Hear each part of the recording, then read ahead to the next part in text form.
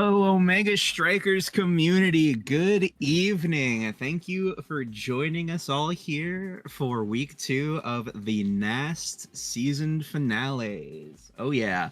I'm coming to you from the beautiful Minneapolis, Minnesota, and joining me today is the also beautiful Frying Pan Man. How's it I going? I appreciate it. It's going great. I'm glad to be coming back in, casting some matches, and I'm very glad to see the match we've got coming up in just a moment here. We got Misfire Dynasty versus the Fool's Wand. They're getting ready, but before that, we got to yap a bit about these teams. What's your take Mhm. on the matchup coming up?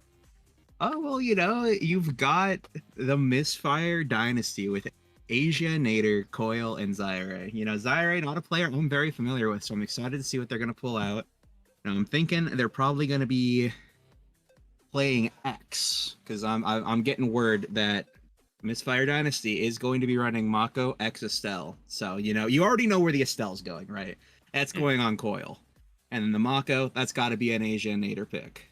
But, on Wand, we're looking at a Julie Rasmus now, and I'm pretty sure that's Spooked Alter on the Julie. Wait, no, Color Craze, that's right. It's gonna be Color Craze probably, and then Spooked on the Now, and then Potet on the Rasmus? Actually, wait, this comp's kind of weird, right? Because this is going to be on Atlas Lab, so who's gonna be playing goalie? Juliet goalie coming up soon, y'all. No, just Yo, kidding. But Soren Lore. But no, it is interesting. I mean, I guess to be fair though, I'm not sure who's playing goalie, but for the most part, other than that, these comps do seem pretty traditional, classic goalie midfield brawler vibe. Both teams got a lot in their back pocket, especially with the starting Awakenings Twin Drive coming out here. Really good for a lot of these characters, to be fair.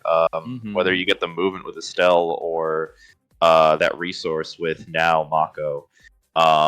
Either way, both teams having a lot to work with. And a classic map, Atlas Lab, coming up here. Although, if we do once we get through Atlas's Lab, we are seeing Clarion Corp after.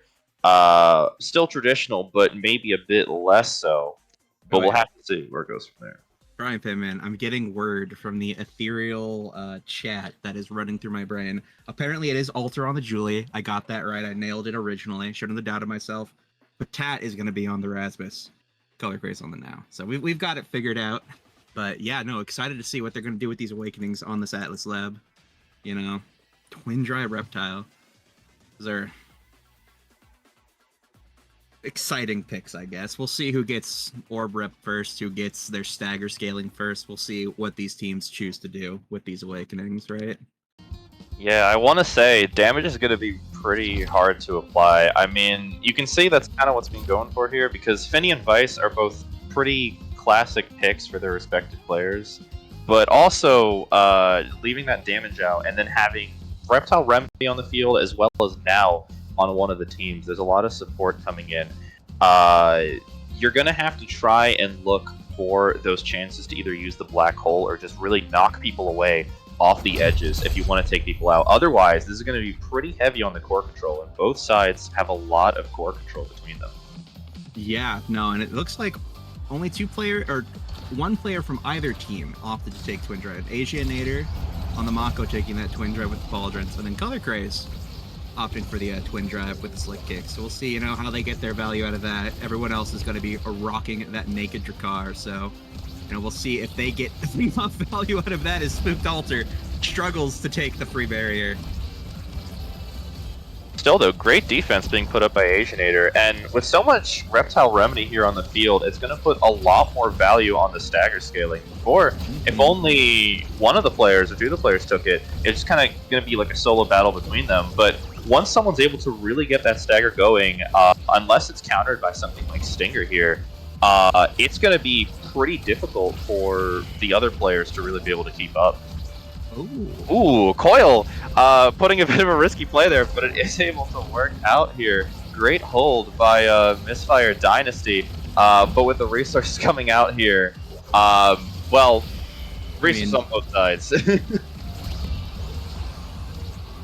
Okay, nice. So yeah, as we're getting into this, Potat is forced to use that core flip to try and keep possession for their team, stop it from going into the net. Now Coil and Zyre are going to try to apply some pressure, but this core is moving fast. It is overtime already. Potat trying their best to try and get possession for their forwards, find a good clear. Great primary coming out. That now triangle is really great hook. But Coil is now on the offense, does have the flip, but doesn't need it, uses that primary that Estelle is esteemed for. Find the first goal. Yeah, really great offense here. I mean, Zyre was putting in that pressure, but Tat, though, doing a great job using some of those Rasmus abilities to get X out of the way, and being able to do that is just so strong, especially when X is just all up in your grill. But Koyal taking a great opportunity instead to move up with the Estelle moves, and you can see some of them here as well, using the opportunities between Zyre's offense to make some great moves, and that's just what made the difference there in that first point. We'll have to see if that keeps up moving forward. Yeah, and I mean, Color Craze is already brought down pretty low, but, you know, they are on that now. They are able to, you know, get some of that HP back by using their ultimate, using their secondary, so not really a big cause of concern. And now the pressure is on for either side. It could be anybody's goal barrier here. Both bottom side, or if you're from the perspective of Misfire Dynasty, both top side barriers are alive.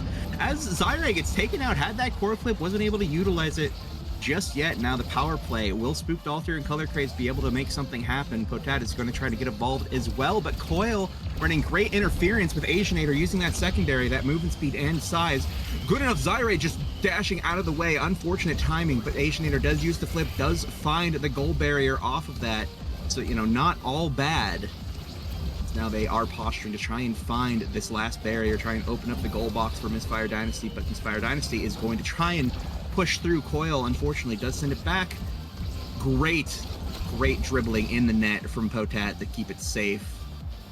Sharks are in the water, though. Great barrier take. Open goal on either side now. Could be anyone's game as Spooked Alter gets an incredible kill. Power play back on the board. This time it is Coil going down instead of Zyre, and now the punch flip into the goal from Spooked Alter is going to secure that goal. I mean, honestly, solid game, Timmer. Yeah, no, really. If we weren't looking at the Awakenings, I would have assumed everyone had Quick Strike Catalyst at this point, because flips are just coming out all across the board. By the way, amazing play by Coil there. Quickly getting that double barrier is going to give the team a really good advantage, along with the flip here. Don't even get to say anything before the point is already coming out for Misfire Dynasty to get a good advantage here, getting the set point going in here. But either way, so many resources coming out, and now in terms of resources, Fool's Wands a bit of an advantage here. Color Craze having the flip and Patat not too far behind, that might change the flow of the game depending on how this point is played. Yeah, absolutely. But hey, great defense coming out from the side of Misfire Dynasty, able to, you know, repress that core flip with Patat and Color Craze, you know, both supporting that play. But Spooked Alter getting involved does end up getting two barriers now, and cheeky little back pass to try and keep possession. Now they are looking for this goal. They are looking to tie it up in this first set. But barrier does go down on the side of Fool's Wands, but there's still one more to go. If you're Misfire Dynasty, and Zyre being taken out is not going to be helping you with that, and it just clinical, classical Juliet dash punch to secure the goal through the flipping goalie, you know, as we bring it up, tied up in this first set. Still, Asianator choosing to not use the flip here, keep it for the next round. Probably a very healthy choice considering Zyre's early departure, and we'll have to see if that flip makes a big difference moving in here. Still, though, gonna have to put in a lot of work with Tat with a great Rasmus hook. And the primary there, going to keep it away. It being able to play so well around that X pressure. Unfortunately, though, Asianator is going to be a little too patient with that core there. Going to lead to both barriers going down, having to play more of that defensive game. Popping the middle here, Spooked Alter is going to be want to move in with that flip, but Coil doing great work to keep it back. Still, though, oh, great flip waste there. Color Craze, unfortunately, going to lose it out. But again, Spooked Alter still with the advantage here, coming in with the flip and finding an amazing down angle. Great work to try and prevent, make some clears there and prevent those angles. But Alter found a way through anyway. And after a very close set, that is going to be the Fool's Wands, point one. Yeah, as we get into this Awakening draft, well played. You know, this close neck and neck gameplay. Juliet is going to opt for that big fish, get some size in that stagger. You know, it's going to scale with that Reptile Remedy. Great synergy. Coil taking that rapid fire. Great addition on Estelle, you know, cooldowns. Peak going on to Tat. Just continuing that stagger scaling. Explosive interest on the Mako, you know. I'm not too aware of Mako Awakening, so we'll see how that plays out. And then, you know, Perfect Form is weak, falling all the way down to Color Craze, and then Unstoppable on Zyre. We'll see. This Unstoppable X could be a force to be reckoned with, especially on this Atlas Laboratory map. So, you know, you can do so much with that middle, with Unstoppable. But as we get into this next set, you know, 2 barriers down already, 1 for either side. Let's see how this develops. Additionally, Unstop going to be a really useful pick here against Rasmus goalie, who's famously not great to deal against Unstoppable when the forward has it, able to deal with a lot of Rasmus's abilities. Additionally, in terms of what you mentioned earlier, with Explosive Entrance, Asianator is going to get quite a bit of value out of that. Mako's secondary buffs are enhanced by it, but on top of that, the impact damage can be useful sometimes to apply more damage from the secondary. And, I mean, any little bit of damage can count here. Coil, great use of the flip there to get it around. Going to keep up the offense with Color Craze. Great use of flip as well. Both teams neck and neck, not finding any clear opportunity. Oh my God. Except Spooked Altar finding the angle that didn't exist in my eye. But, you know, that's just what it goes. That's how it goes with the Julie dash punch, creating angles that don't even exist, leading to a great point there. Yeah, you know, you love to see those just like timing, pixel perfect dashes that just accomplish everything that you want, right? That was beautiful. Well played from Spooked Altar. As now we get into this next point, you know, Zyre and Coil are going to be trying to hunt for something here. Zyre just running so fast from that Mako secondary, so much, a force to be reckoned with. So now they are getting right up into the face of Potat. Does take down that second barrier. Now Color Craze and Potat going to try to do some second goaling to get out of there, but a Coil with an incredible vision sees Potat too close to the edge and takes him out. Beautiful dash from Zyre. That X secondary just going to push it in. Well played. That was just a series of amazing plays there, from the X pressure early on, getting those barriers, to the plays by Coil to just get those amazing passes through, leading that great X secondary goal. And Asianator putting in some great defense, avoiding anything too drastic happening, and allowing Coil to get that kill there is going to lead to a lot. But with the next point starting, Color Craze already taking an early lead, but now taking a bit of a deficit in health. Doesn't matter. Now Special, they are back, and both barriers are down. Fool's Wand's going to get a nice advantage moving in here. Spooked Altar with the flip could be devastating, and it will go through. Goal 2 out of 2. Spooked Altar looking to get the trifecta moving through this next point. Yeah, Spooked Altar looking for that hat trick. You know, maybe he'll get it, but we'll see as we continue. Now, this has got to be Misfire Dynasty strike back. You know, got to keep it up with that even gameplay. 2-2. One barrier already going down for the Fool's Wands. Coil and Zyre are trying their hardest to get it, and Zyre keeps possession, but a greatly pressed Rasmus primary is going to save it, as well as some well-timed strikes going to get through that core flip. Zyre and Coil trying not to stack on each other, trying to find a way to get it through. Great primary, but incredible. Potat is just on top of these strikes, beating that X Maximus strike with the hit. Incredibly played, and the flip to annihilate any scoring attempt. Incredible from Potat. Just incredibly on fire. Color Craze getting involved now, using the flip to try and regain some possession, but the onslaught continues, and I'm not sure if that was a now primary that took out Zyre, but it is a power play for the side of Misfire Dynasty. The middle is Pop, Spooked Altar, and Potat trying to find some way to get Color Craze involved. Coil does have the flip, is going to burn it to try and alleviate some of the pressure, as Zyre is now back on the field. But incredible striking once again is going to stop it, the barrier from going down. Potat just going insane on this point. And the primary to try and keep possession out of the hands of Misfire Dynasty. This point is just going to go on forever, as Asianator has to use the flip. But Coil with an extremely well-placed front. No! No. That's not what you want to see. That is the Mako curse sometimes. You love holding those abilities, and you think it's going to work out the way you'd like, but unfortunately the core is just a little too fast for the secondary to push it away. Until that point, though, the point was just going amazingly. Both sides trading so much on both offense and defense, and I mean, we're holding so well. It's unfortunate to see a slip up like that, Whoa. but when the core is moving so quickly, it's anything can happen. And speaking of anything can happen, I mean, now picking up Manu here is a bit scary with everything else going on. So I think we may be seeing a lot more damage coming up here, as well as just now pressure in general. I mean, yeah, we'll see. I mean, I essentially, I think they traded Incredible Awakenings, right? Because that, wow, that guy's just gone. Because Might of the Colossus is just really good on X, right? And then Catalyst, I mean, you could argue maybe Manu should have G. Wow. Zyre will hold as the entire team of Misfire Dynasty is taken out, and Coil is now back on the field. Will this be enough? Will they be able to survive this power play? Mako is back in 1 second. Asianator is back in the field, but this power play of Eternity just never ends, and the ball ends up going in.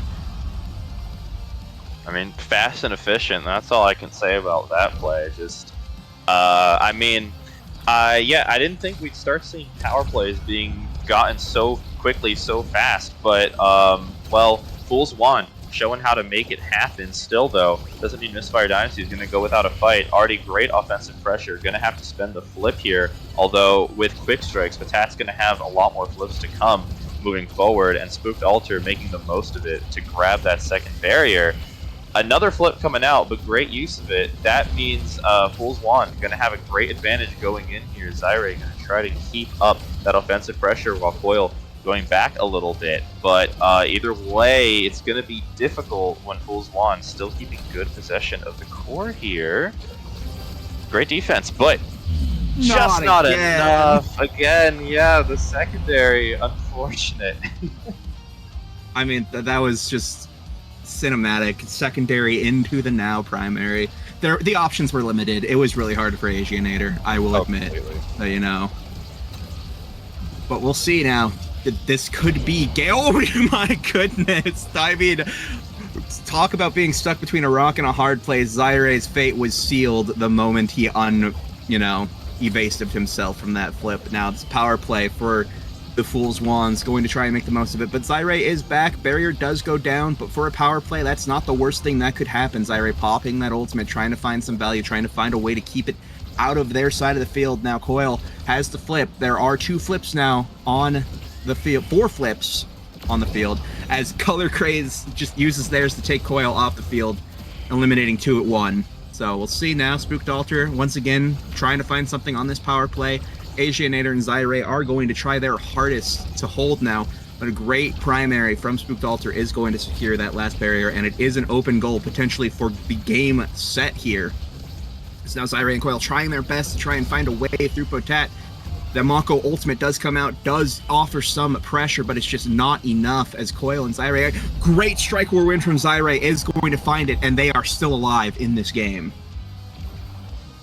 I mean, with the pressure coming in from Fool's Wand, with both Spooked Altar, Color Craze dealing some pretty hefty damage and offensive pressure, you really need some impressive core control to keep up and turn the tide. And we saw that from Misfire Dynasty, but it's going to be on them to keep it up, especially at this very unfortunate junction where the flip is going to be wasted. They have a very good chance to keep this up, but not quite.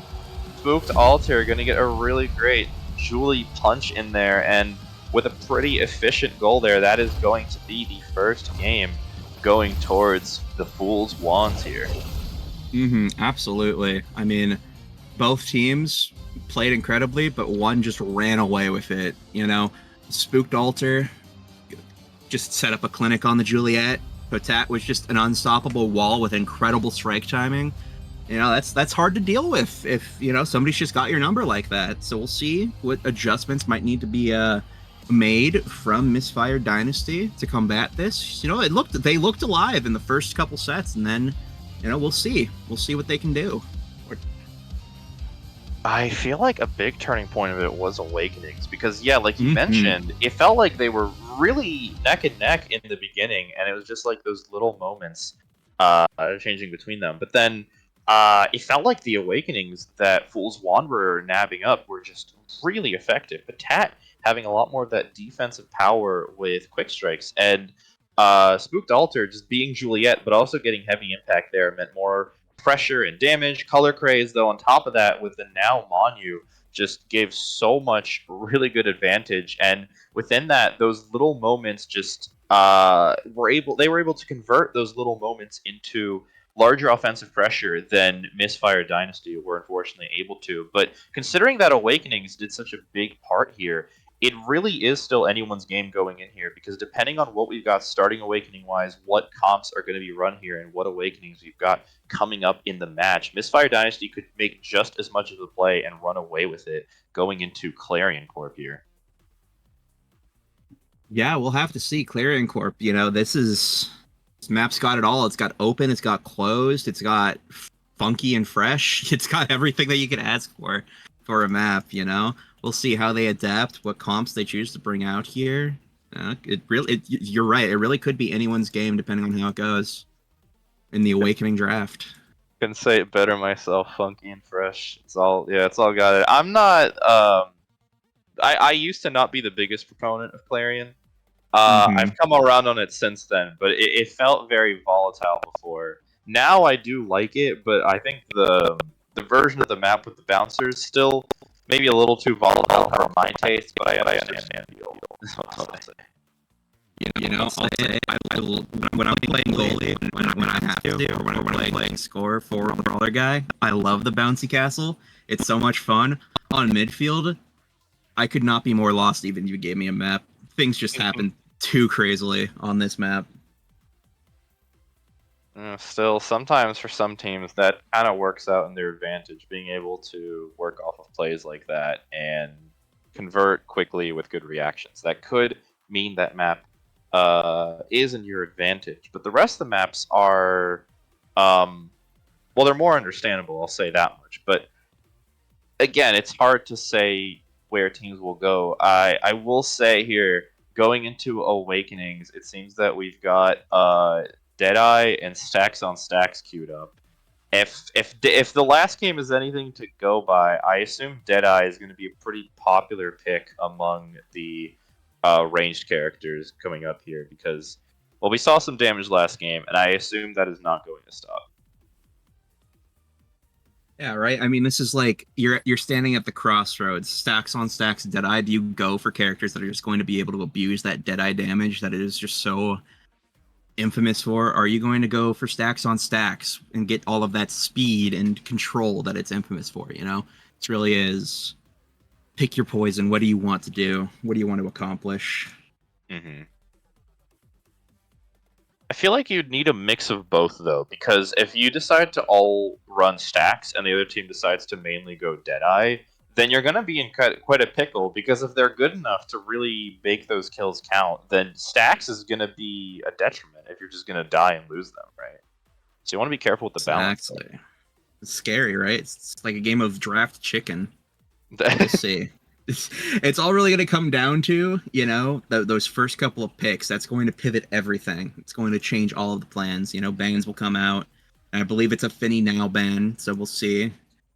Finny ban probably coming out from the side of Fool's Wand, and then probably a now ban coming out from the side of Misfire Dynasty. I saw Color Craze going color crazy on it, so some respect being shown to that pick.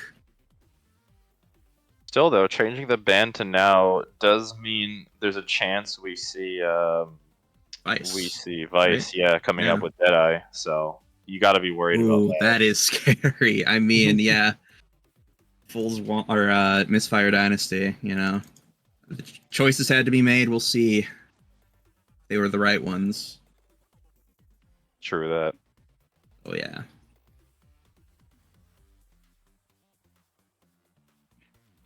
How you doing, Frying Pan Man? You excited for this game too? I am very excited. I took a bit of a break. I'm back to casting. I'm excited to see some players just go at it and yap about it. So it's a bit of a basic answer, but nonetheless, I basic answer for a base. Sorry, that was wow. All right, dude. My bad. I'm hurt. Well, how are you doing? I'm chilling. You know, it's. I think it's actually supposed to start storming over here. So if my power dies, you're gonna have to do some soul casting. Perfect to shake off all of that rust. I've been practicing, hopefully a storm doesn't hit here either, because now that I'm in Florida, that's pretty common, so I understand the fear. Oh, you're from Florida? That's cool. No, I live in Florida now. Let's say that. Okay, that sounded. It's Never mind. cool. It's fine. I like It's the fine. beach. You like the beach? Okay. Yep.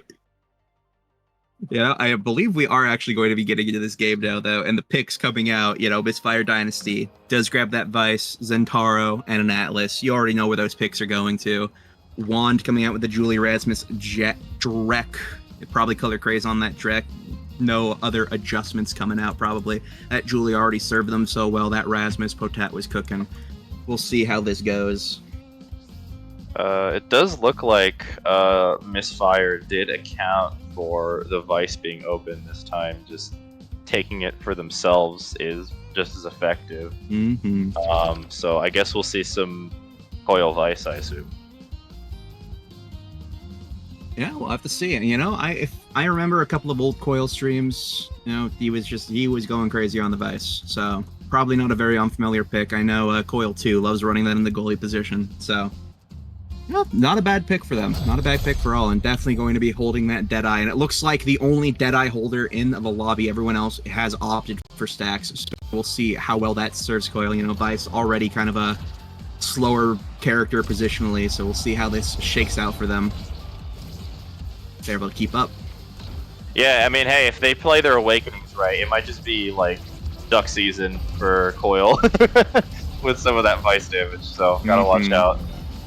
Although unfortunate, double barrier here coming out. Asianator can't be too happy about that, but they'll find a way to hold, I believe. So we'll have to see what they make of the situation. Yeah, absolutely. As the stacks on stacks are already stacking up. Speed is going to be king here. Spooked Altar is taking out that Deadeye, already finding value on that Vice ultimate. Incredibly played. Color Craze trying to find something off this power play, trying to find a solo goal, but unfortunately, the strike is just going to go a bit wide with that dash. No barrier for you, Zaire, today.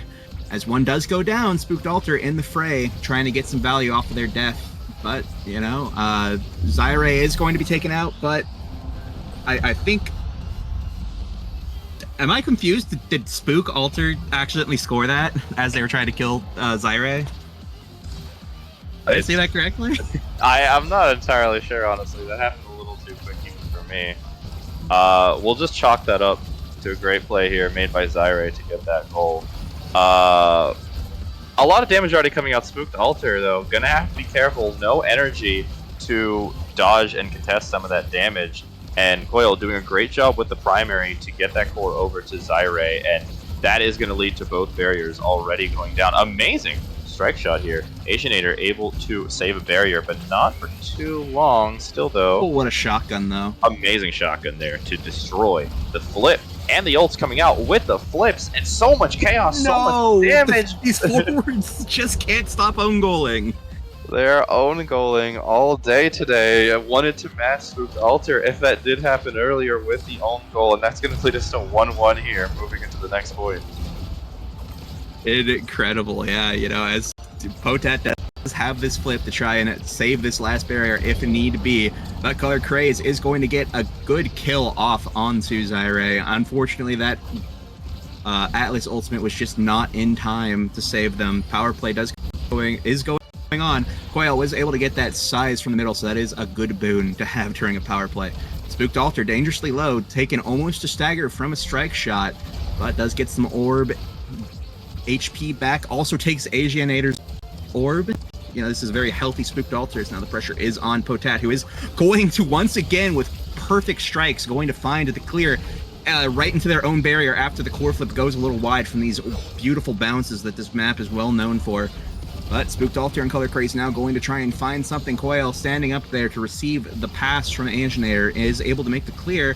But this Color Craze Spooked Altar combo is once again back on your front lawn. But some great strikes, some great defense is going to keep it out. But Color Craze does activate a power play once again. Coil going down Fortunately, no stacks to be reset from that Vice, so that is a silver lining.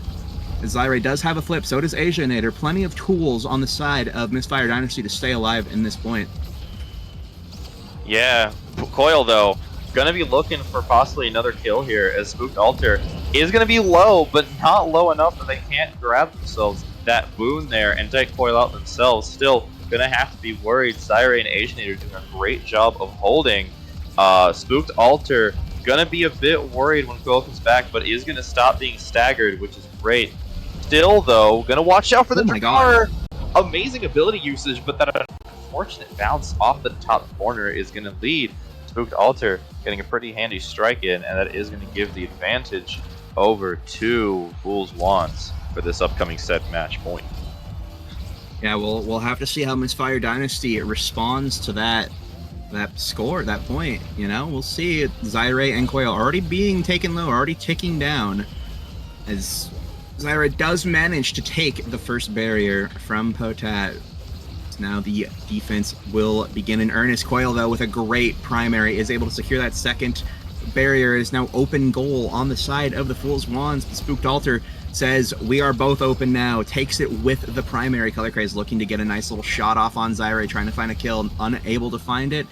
Is now we are back in neutral, essentially, but Spooked Altar now trying to find something, trying to find a KO, trying to find possession, not going to find it. This core is just going around and around this little whatever you call that little xenocloaky area, but now the the ball is it's just up there all the time. This is just the rotation of the map, as Color Craze almost does find a cheeky little goal, but the last little tick of that expanse is going to keep it alive for now. Yeah, amazing strike shot there from Asianator to keep it alive, although they're just gonna have to be careful. Spooked Altar with the flip, and Color Craze with the flip. Amazing patience there, going instead for the pass instead of trying to score is gonna lead. I mean, hey, might as well spend those flips. It's the last point if you score, and it worked out. I mean, strategy-wise, it seems like instead of relying on Deadeye for damage, they're relying on some of that Color Craze Drakkar offense on top of Spooked Altar's classic Juliet to account for that, and they've been able to check Coil a few times, as well as Zyre as well. So it hasn't been a bad plan, although I think, again, stagger scaling going to play a lot into this, especially with damage and Catalyst coming in. So gotta be worried here, folks. Yeah, you know, Spooked Altar picking up that Might of the Colossus. Zyre's got that heavy impact. Plenty of damage to be going on here. Coil does get that team player, you know? Maybe some more strong passes to Zyre. Maybe that's what this team needs to get back into the game. We'll see, as Zyre and Coil are taken dangerously low, but both Spooked Altar and Color Craze are also looking pretty unhealthy as the abilities go flying, trying to find this last barrier on either side. Zyre taken dangerously low, now steps to the goo, gets cracked, and their life very well might be on the line here as they get hooked by Potat, but just not far enough to go into the enemy gold barrier to kill them. Fortunately, everyone is still alive somehow. Color Craze and Zyre fighting for their life as Spooked Altar, Coil, Potat, and Asianator try and find something to happen through all of this wreckage. Great. Somehow Color Craze is still alive after the Visal, after all of the abilities being shot at them, as Zyre has now been restored. The Atlas ult does come out, and it appears we're back at a neutral state. Potat and Asianator both have those slips, but the barrier does go down for the Fools, as now, incredible primary from Coil, almost finds the goal. Potat with a great secondary is going to keep it alive for now, and finally does get the confirm on Zyre. I love how in between all of that, finally the one who's able to land a kill is Potat in the gold box, outside of where all the initial chaos was happening. But nonetheless, great flip there by Coil is going to lead to the first point. Despite everything, we're already seeing a much bigger flow of damage starting off really early this round. Previously, it was a bit more passive. And with Color Craze being a bit low here, and Zyre already taking some hits from Rasmus, that may continue trend-wise. And I mean, and that's just like the cycle I think we're going to see here. We're going to see abilities being dumped for some damage. We're just going to see the core rotating up and around.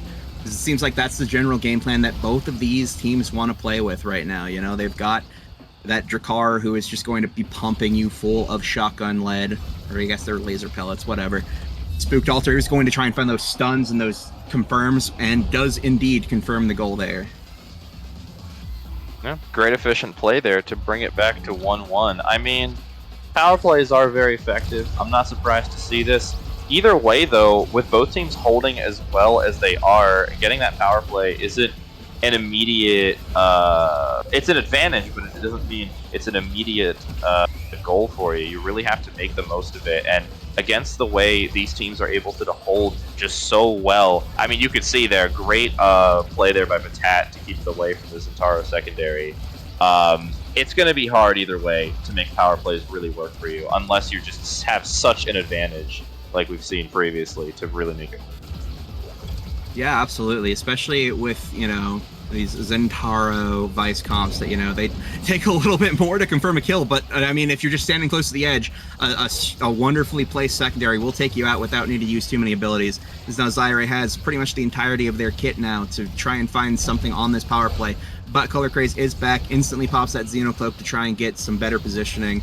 Is going to find not too much for it, but is going to be in position to help support Spooked Altar here. Batat now supporting the play. The Color Craze gritting a great strike in overtime off of that Xenocloak. You know, that buffed strike damage is insane once you get to overtime. Spooked Altar does have this flip and is trying to get this center, but a great Vice secondary is going to stop that, and Batat with an unfortunate bounce off of that. Doesn't matter. Your goalie is dead. Poor flip goes in.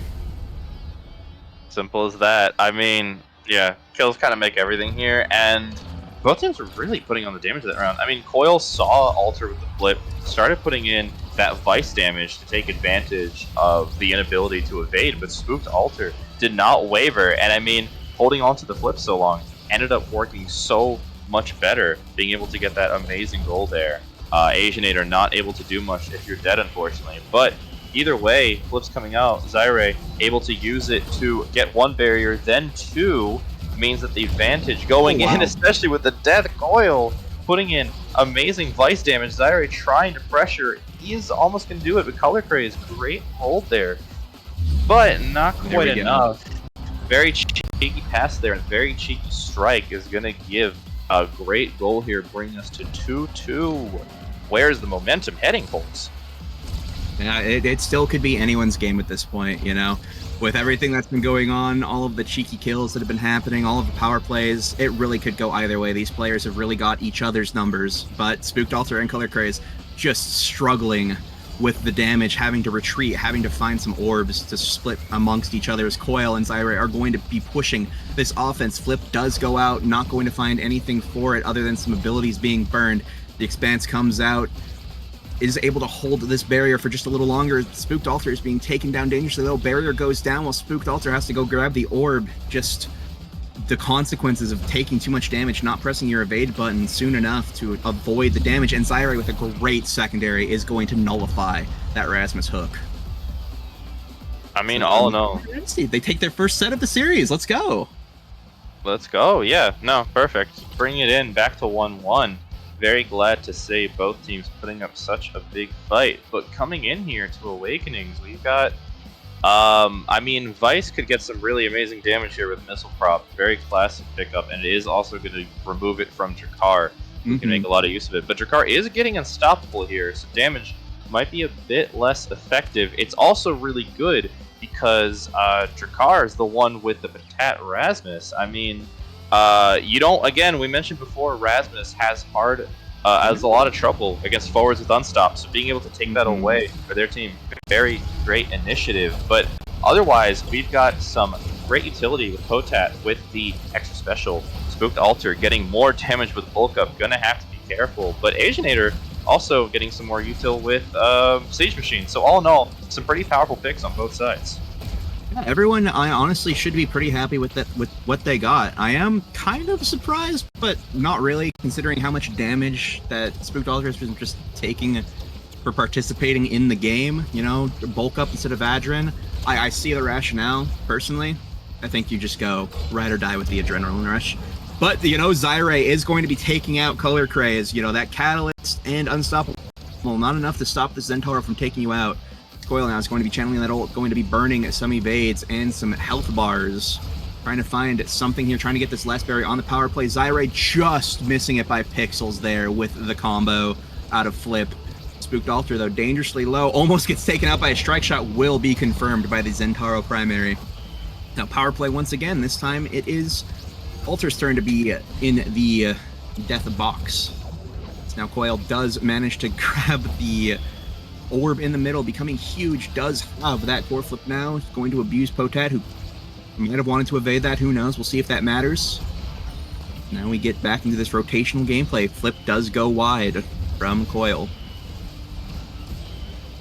Defending this map with the open barrier is just so difficult, but Potat making it look so clean there, getting some really nice angles, getting those great clears, and that is going to allow Spooked Altar Color Craze to make a bit more of a comeback on the forward pressure, although still going to have to put in a lot more work. Great flip trading there is going to allow Color Craze to remove that potential goal, but it does also mean Color Craze is going to be taking a bit more damage here, is going to pick up a good orb there, allowing them to stay in the game. Spooked Altar dribbling a bit, great dribble, and a great secondary, but again, really good staggered strikes here. It doesn't matter though, Julio in the way, can't do much about that. Gotta be careful, so many ults coming out on both sides. Color Craze, again, very low, might lead to another power play soon, but don't even need it. Coil, large and in charge, moving in with that secondary strike war. Vice can be anywhere, y'all.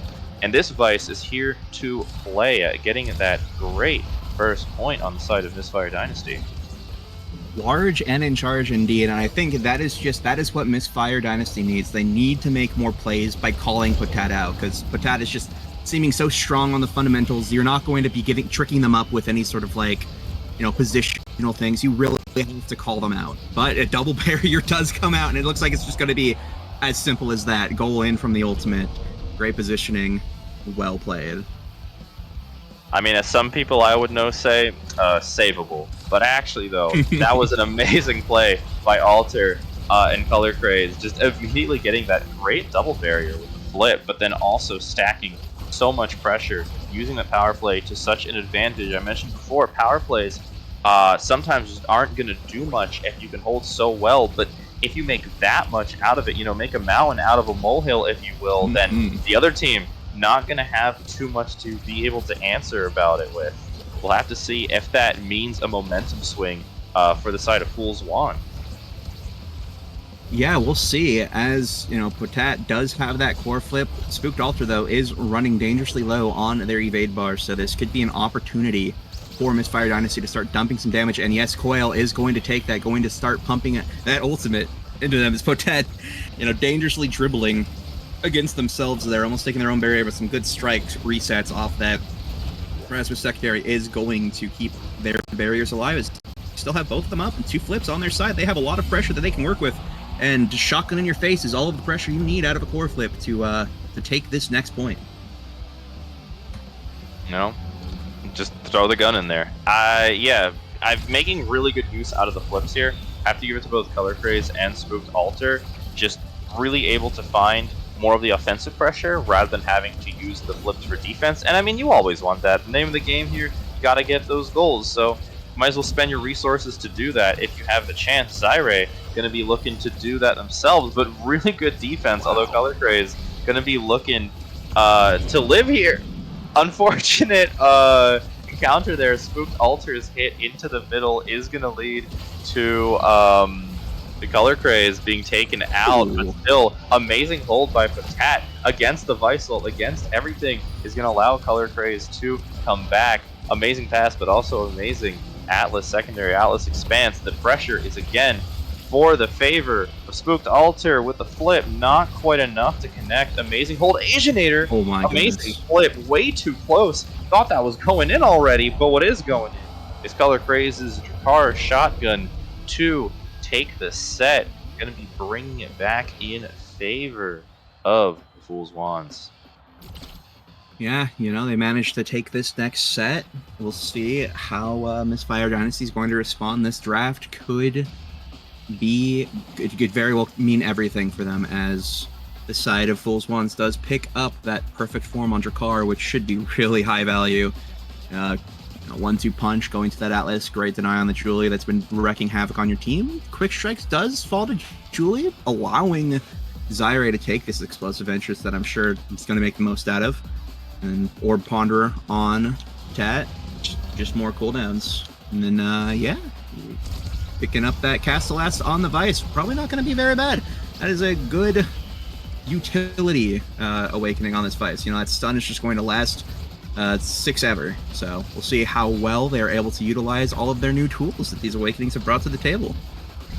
I mean, hey, sometimes it's much easier to kill a target if they can't move as much, and Castellast is definitely going to help with that. Nonetheless, though, Spooked Altar taking damage pretty early. We've already seen that. Unfortunately, Patat going to be a little too far forward. Is going to lose that barrier, but amazing play here. Spooked Altar, Color Craze, able to convert really nicely into a double barrier. Ball is stuck a bit in limbo. Oh, wow. Zyre getting it through, but Patat, amazing Rasmus hook. But it don't matter, because you see Zyre is the master, has the master of the sword. Mastery over the blade is going to just use it to the full potential to grab a neat little goal there. Oh yeah, I mean, once you realize Patat used all of his abilities to try and get himself out of that sticky situation, you can just play with him as much as you want on that Zentaro. The world is your oyster, or well, more accurately, his goal box as Spooked Altar is taken out of this game by the Coil ult once more, and a great secondary is going to stun the goalie while Coil's primary does send it in. Well played from the side of Misfire Dynasty. They want to stay in this game. They want to take this to a set 5.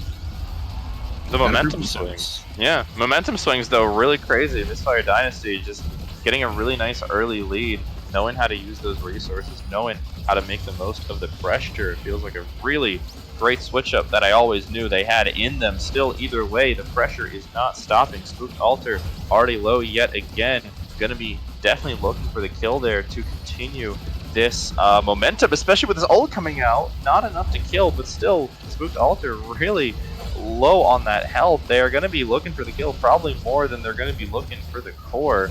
Still, though, going to have to watch out. Tat is keeping a really good hold, and with the resources on deck means that they'll be able to hold for a while, even if we do see a power play here. Still, though, Spooked Altar, while I'm saying all this, is doing an amazing job of staying alive, but it's hard to stay alive for long when you've got the whole country of Misfire Dynasty coming down upon you. It doesn't matter, though. Patat, amazing hold here against all odds, against everything, is going to do great things. Asianator, though, still holding so hard. I can't even think about what is happening. I'm just absolutely yapping here. Barrier coming down. Spooked Altar looking for 2. Not quite enough. Patat is going to lose a barrier to the bouncers. Oh my god. Again, Spooked Altar just short. Asianator, great defense. Gonna try and find a great opening here. Both teams are. I mean, it don't even matter. Zyre looking to score, but not quite. Patat going at it again. Asianator going at it again. Everyone's just... The bouncers make this map so chaotic and so fun if you like the bouncers. And again, so much pressure. Both sides just doing... there's too much to talk about. Oh yeah. And then the snap reaction strike up to the top from the pass from Coil is what it's going to take to get us to this next set. Mike, wow, you were going crazy there. Right, Ben, man.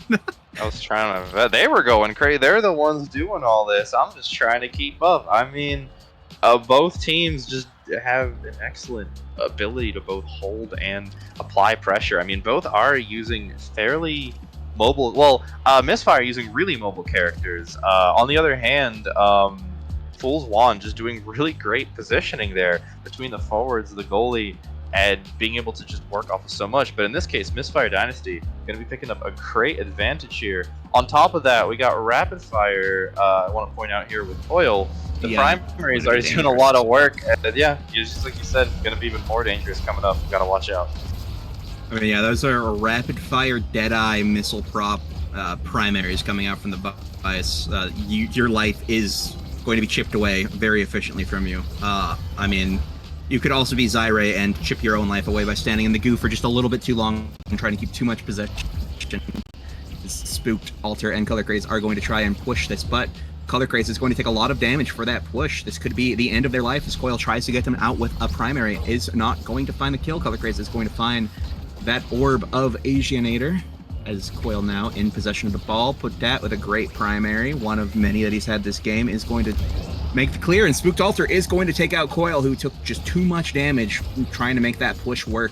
Color Craze, though, is getting dangerously low, but Zyre dashes right into the goo, taken dangerously low, has to compete for that orb with Color Craze, is not going to find, you know, much off that power play. It was just mostly resetting everybody's HP bars, trying to get more damage on Zyre, and it appears the plan is working, but the Atlas ult does come out, keeps Zyre alive a bit, as he just keeps dipping back into that goo just a little bit. As wow, the core is moving fast, but Potat's brain is moving fast. They're able to react to all of the cores that are coming at him. Does manage to keep his barrier. Spooked Alter now looking for the goal against Coil and Asianators. What hit that? Were you did you see what hit that, Timber? I mean, you know, I wasn't sure. It was a little too fast even for me. Yeah, no. Either way, though, great work by Color Craze from Belter. Going to be making it in first point here, but game has not stopped. Ball a bit of a standstill, but still, Misfire having the advantage here, being able to keep both barriers, and Zyre really trying to apply some floor pressure, but is going to be pretty low on health. And with everything coming up here, is still alive, but just watch out. Great use of the Atlas ult there to keep Zyre in the game, going to be able to move in quickly. But hey, can't relax too much yet. Color Craze putting in some great work as Jakar, and with the buff here, going to be really dangerous. Big Lizard. Big Lizard coming, and is going to mean the end of Zyre for at least the next 12 seconds. Flip there, going to keep it alive. Chain Lightning, unfortunately, going to lead to a barrier loss, but still, better to lose one barrier than two, as I always say. The core is still in play. It's still going. Great pressure. Oh my goodness. Not going to hit the core, unfortunately. That it is going to give a chance for Tat to clear against that Zentaro secondary.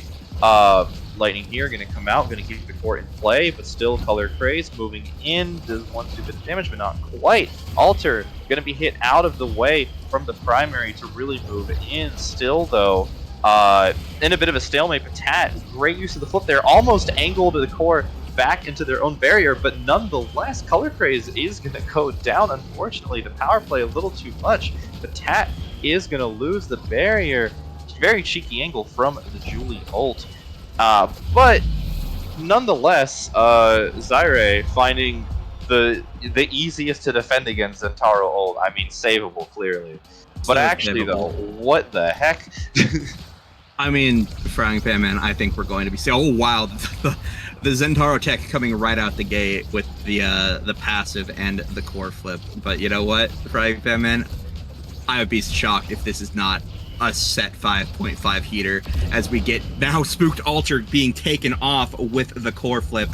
Potat and Color Craze now going to have to be doing damage control for their fallen compatriot, who is back in 3 seconds, but this might not, that might just be plenty of time for the team of Misfire Dynasty to find the barrier. But no, Potat is going to manage one way or another against flips, against abilities. Nothing matters in the face of Potat, as now the offensive is pushed back in, but too far forward. Maybe that is the enemy all along, our own hubris, as Zyre does manage to find a little primary to poke it in.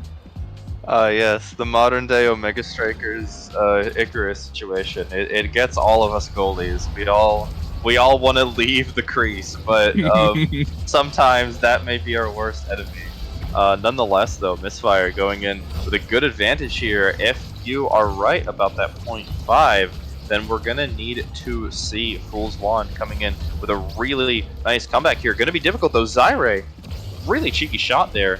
Still, though, going to use the flip to get it out. Pick up a nice barrier. Can't defend both, but is going to not even need that flip that ended up getting used anyway. Great pressure there. Gonna send it upward, though, and that's gonna lead Coil to move it back. Zyre trying to move it forward with the passive. Oh my goodness.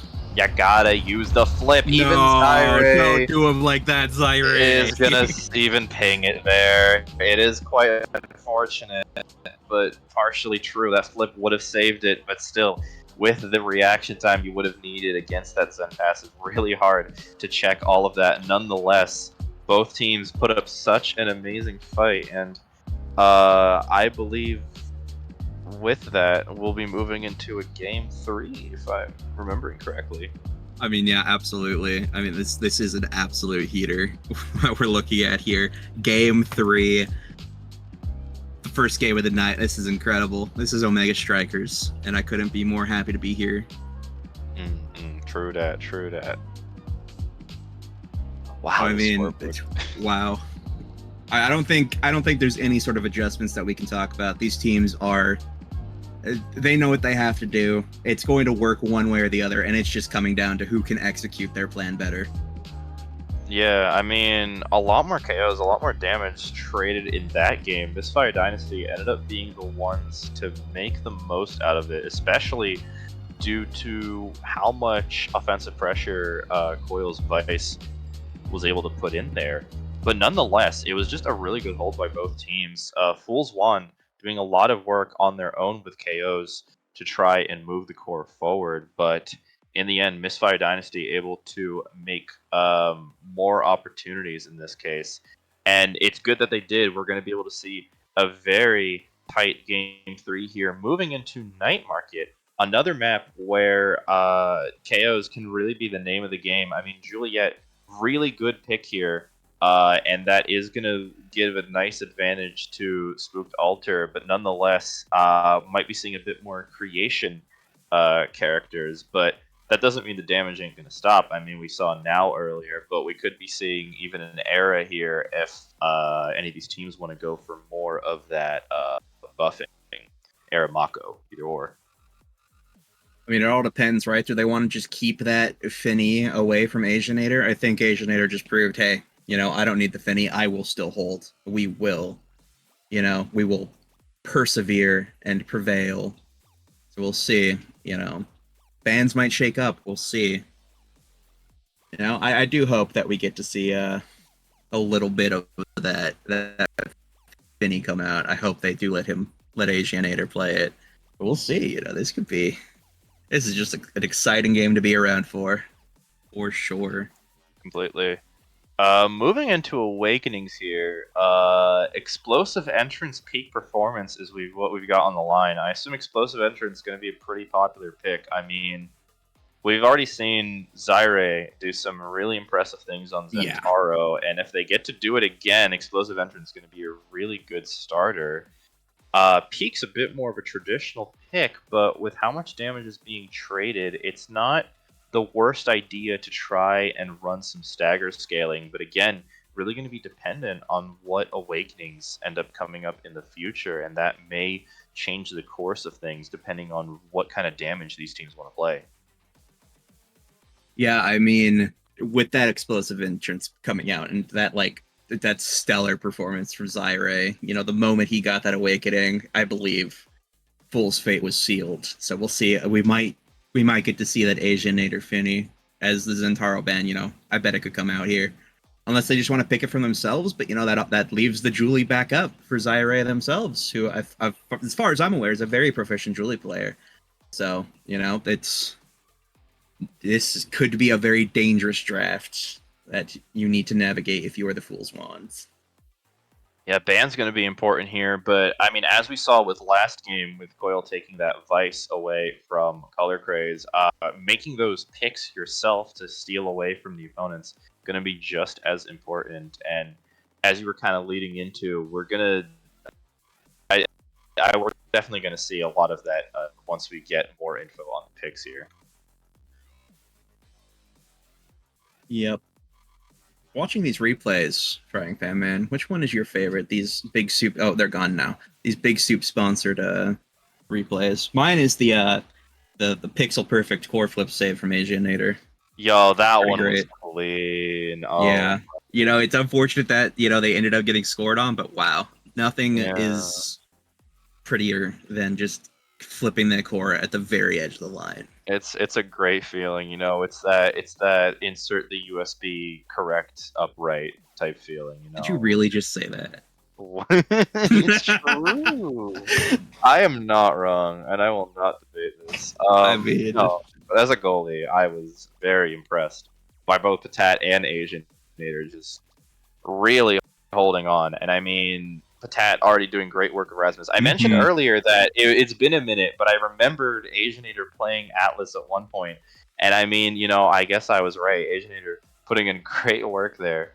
Um, I'm curious to see if we're going to see more of that same kind of goalie. If Asianator gets the chance to run that Finney, seeing more of that offensive goalie could be a really nice switch up, but a really effective one Mhm. on a map like this. Absolutely. And you know what? You did just finish a bit of a diatribe, a bit of a monologue, and I'm going to have to ask you to keep it the heck up, Frying Fan Man, because I need water for going into a game 3 that is this exciting.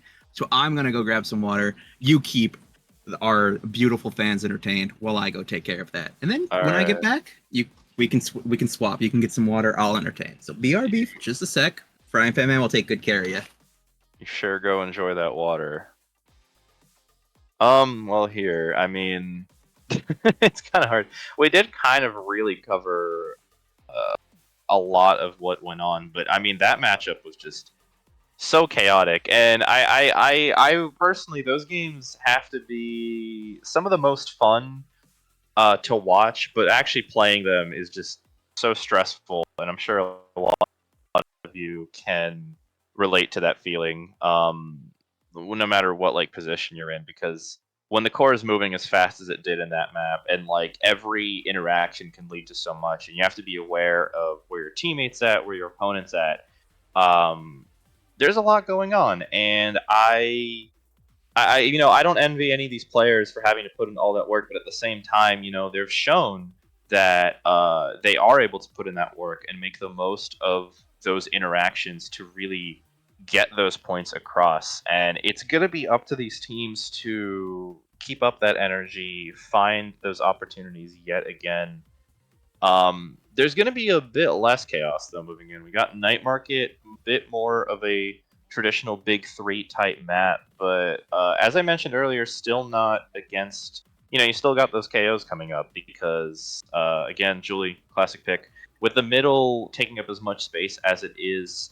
Space control and understanding what space your opponents have going to be really important. Although to be fair, these teams might not care about that. We've seen a lot of aggressive play being here.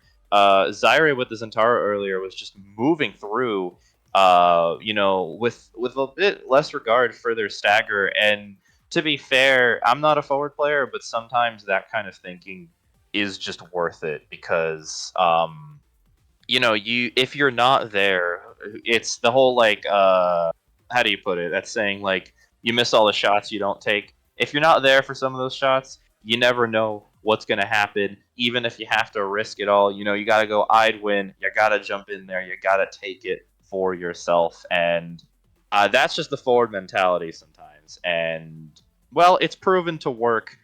It's for 60% of the time, it works 100% of the time. You know what I mean? And you got to go in with time. I do know what you mean. You know, sometimes you just gotta risk it for that biscuit. It's got to be done. Ugh, I'm glad you were able to. Glad you were able to keep going. I got back in the middle of that, and I was just like, you know what? I'm just gonna let him keep talking. He's going crazy. I Yeah. tried. You know, it's hard. You make it seem effortless, my I wonderful appreciate it. co-caster. Yeah, That's of very sweet of course. you. Anytime. So, you know, if you need to go get some water, use the facilities, feel free. You know, we've still got a little bit of time. They're still figuring out their map bans, their server preferences. So, you know, if you need it, take it. Has been a while. I'm okay for now, but I do appreciate it. I'll just be I'm chilling for a bit though. So go glad to for hear it. that. I got water. It's delicious, nectar of life, etc., etc. All the things that big water is gonna tell you. So, you know what? I'm chilling. What do you Okay. know about big water, Timmer? What do You're in I know Florida. about There's a big lot of water? ocean there. There is, it's true. I mean, I don't know. I'm not really picky about water. Like, if it's not excessively strange. I'll be there for it. I Be there have for it. I have seen that there No, are I've some seen some pretty people. weird waters out there. There's like Yeah. carbon water. I've seen that around. There's like all these weird. Yeah, no, I know what you mean. Don't worry. I'm a knower. I do remember. I don't remember too much about it now, but there was this. I'm sure it's still like a thing, but I remember hearing about this trend called like water talk or something. What? And yeah, so the whole idea is that it's this community of people. They like really they enjoy drinking water, but they don't enjoy drinking plain water. They really like drinking water with like this like syrup or something added into it, and the syrup has like these very interesting flavors like mermaid dreams or sunshine coast or I'm like making Well, these what up. is a mermaid's? What is a concept supposed to taste like, Timmer? Well, I don't know, but I assume it's like very popular for like brands to like rather than being more direct, it's like I mean I guess part of marketing is like selling an idea, right? More than selling like a product you understand. So I guess that's that sort of thinking. I'm sorry. What was that? I was falling into. Oh, okay. Sometimes you have to sell an Wow. idea. Whatever. Business Okay. major looking I'm not a mother fricker. business. What the heck? Anyway, so they're very into drinking like flavored sugary water, and all to your own. But I don't know. I wouldn't mind it as much if you're just drinking it on the side, like with other things. But from what it seems like, it's like a sort of trend to like drink it instead of water, and like that's how you get your water intake. And like I don't Well, know. I don't know how sustainable that is. I guess if you're enjoying it, all the power to you. But yeah, a lot of water out there is all I'm saying. there's a lot of water, and you know what? As long as you're getting some in you, staying hydrated, getting your weight to water ratio perfect each day. You don't gotta be perfect. Nobody's perfect. It's good for you. Exactly. Yeah. Water is good. That's all that matters. As long as you're getting some, even if it's coming from the little bit of amounts that's in your Coke Zeros every morning, you know, that's what you got to do some days. It seemed really specific. Well, I watch a lot of Northern Lion, and that's just. Oh, I see. Okay. Yeah.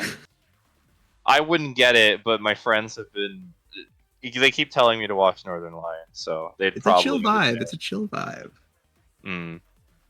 Fair enough. Yeah. How do you feel about energy drinks though, compared to water? You know what? In a past life, I was probably more fond of them, but now, unless I like, the only time I will energy drink up is if like I have to make a 6 hour plus drive, and I'll just grab a sugar-free Red Bull from the gas station on the way out. Oh, sure. Yeah, I get that. That's about it. I just don't drink energy drinks, but Okay, like, so this was just a setup to be no, for you to no, have the moral hike. I got you. I got you. No, it's no, cool. no. Oh, I just wanted to bring a different Okay, no, perspective. please tell me your different perspective of not taking energy drinks. I just don't drink them. I don't know. They're very intense. Is what I'll say. I mean, I'm not knocking them, but I never really had an interest in them. Is all I'll say. I did try one a while back. It was like Hmm. some weird flavor though, and it tasted like I don't know. It tasted like I drank like off-brand Sprite with a hit of ginger in there. And I didn't like it very much. Okay, then like, well, if you're drinking an energy drink from the flavor, I think you're already going a bit wrong. Yeah, I guess that's true, but it also just didn't make me feel all that good. So I was just like, yeah, I'm fine. But it's That's okay. fair. I'm not a real gamer. It's okay. You can make fun of me. I mean, are you a coffee drinker? No. Okay, so you're just going through life without caffeine. That's fine. Yeah, Good for you, buddy. I'm very sleepy. Very sleepy.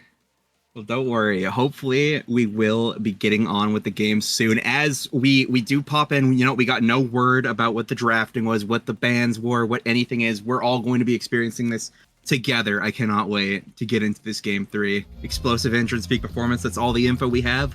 Let's see what the teams do with it on this night market game. Well, yeah, I mean, going in here, for the most part, if Spooked Altar is hovering, what they're hovering right now, that could be a really useful pick here, and a possible deny. But we'll have to see what they're denying with bans first. Yeah, it does seem like Finny is going to be the ban. With Rasmus, you know, they're putting some respect on Patat's name. The Rasmus is gone. They are first. They got that Vice locked down. They've got Zentaro, Estelle. Let's put Tat on the Estelle. This goes crazy. The Coil deny. Atlas probably coming out again for Asianator. Juliet coming onto the side of Zyre, and then Coil on the Era. Let's see how this goes. Wow, my goodness. I'm very interested in the Brawlers because Zyre and Alter, they're trading characters here compared to what we saw last time. So we'll have to see how they play each other's characters in this match. You know, I theorized this could have happened, you know, based on the bans that they've been wanting to take. Zyre is very proficient on this Julie. You know, I've seen and heard a tale of their Juliet, so we'll see. But what's that? Doing it to the master themselves, the just primary into death off the edge, Coil taken out by their own tricks of the trade. As now the power play is online.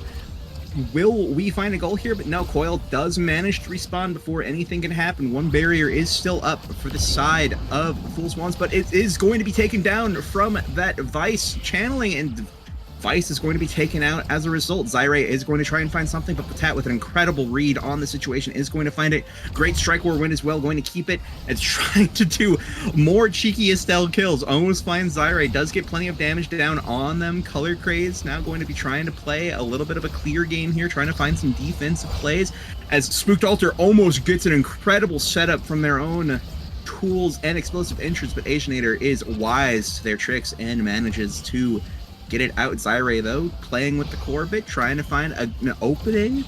The Visal goes up, going to try and find something here, as Coil does send it through the speed gate, trying to find a primary cutoff, but the ball goes right up to Zyre, who does find into that top corner. Yeah, being able to play with your teammates is a really useful skill. Both teams making great use of those passes to get around. In the end, though, Zyre Coil making the best use of it in the end to score the goal. Is going to lose a barrier here, unfortunate for Patat, but not the end of the world. Asianator going to be doing that classic Atlas defense that we saw in the previous match, being able to keep it up. Zyre and Coil looking to score a barrier, but amazing strike there from Patat is going to lead to barrier, but nonetheless, you know, Spooked Altar being taken out there from the flip is going to lead to a bit of a power play. Still, though, amazing hold, not quite enough to avoid the barrier, but still so close. Either way, Spooked Altar now is back, trying to use the Maelstrom, dribbling around, but is going to get interrupted out of it. Great usage of the Chain Lightning to do so. Now, Spooked Altar, Color Craze, is going to be trying to move in on the defense. Asianator might have something to say about that, but Coil does also have to watch out with low health, but nonetheless.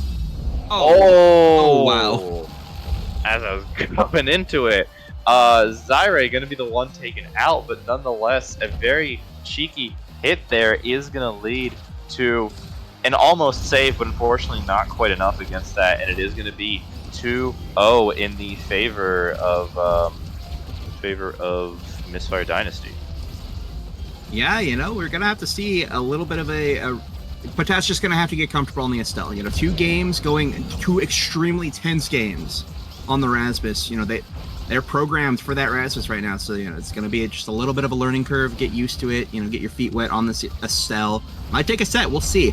As now, Misfire Dynasty is all back on the field. The power play is over, as Coil is going to try and find the barrier, does manage to find it with some bouncing. Patat is going to use that flip, is going to find a clear off of it. Coil now trying to monopolize that center with the speed.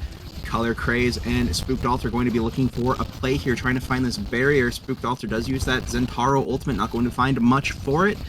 Coil now in possession of the ball. Zyre has the flip, can find something, and did that bounce off because of the Chain Lightning, or did Zyre actually get a strike in there? I believe Zyre did actually strike it, and unfortunately, Coil's primary was just not there at the right time to interrupt it. That is going to lead to a pretty handy 3-0 in the favor of Misfire. I mean, First game was very in between, but then quickly went towards Fool's Wand, and then now we had a bit of a back and forth, and now Misfire take a really nice early lead here. And like you mentioned, Patat had to, get away from Rasmus Brain, but it's doing really well with those Estelle kills. I mean, if that he keeps up, it might lead to the momentum going the other way. And we didn't even mention Awakenings here. Some pretty powerful picks for both sides, but one team clearly in favor of explosive, while the other in favor of speed. And this time, instead of damage being the main advantage, the speed seeming to really work out in favor of Mistfire, getting some really great goals in there, despite some really good power plays from Fool's Wand. Listen, I mean, if you have any opinions on this draft and you think maybe there's a chance that, Fool's Wand's made it out of that draft alive, Missile Prop Zentaro is gracing us on the field. That damage from that passive is going to be carrying this game, as Manu Eric does grace the field, so we'll see how they're able to work around this, Color Craze is going to be trying to set up for an ult. Asia Nader is ready with the ultimate, but Zyra is going to get a good kill off of Spooked Altar there in the back line. It's now Coil and Zyra are going to be pressing defense, but I mean, it does not matter what character you're on. Potat does have that strike hygiene, just a perfectionist on the strikes. Incredible. Well-timed and incredible, just denying Zyra every option there. Great primary, incredible defense coming out from Potat. And Spooked Altar now trying to find something, trying to get a barrier for his team. The strike shot does come out. Crystal Thorns trying to find some help here. Color Craze is taken out by Zyra in that bottom area, but Potat does bounce a little bit out of position, allowing Zyra to secure that goal. Just a little bit of missed time probably.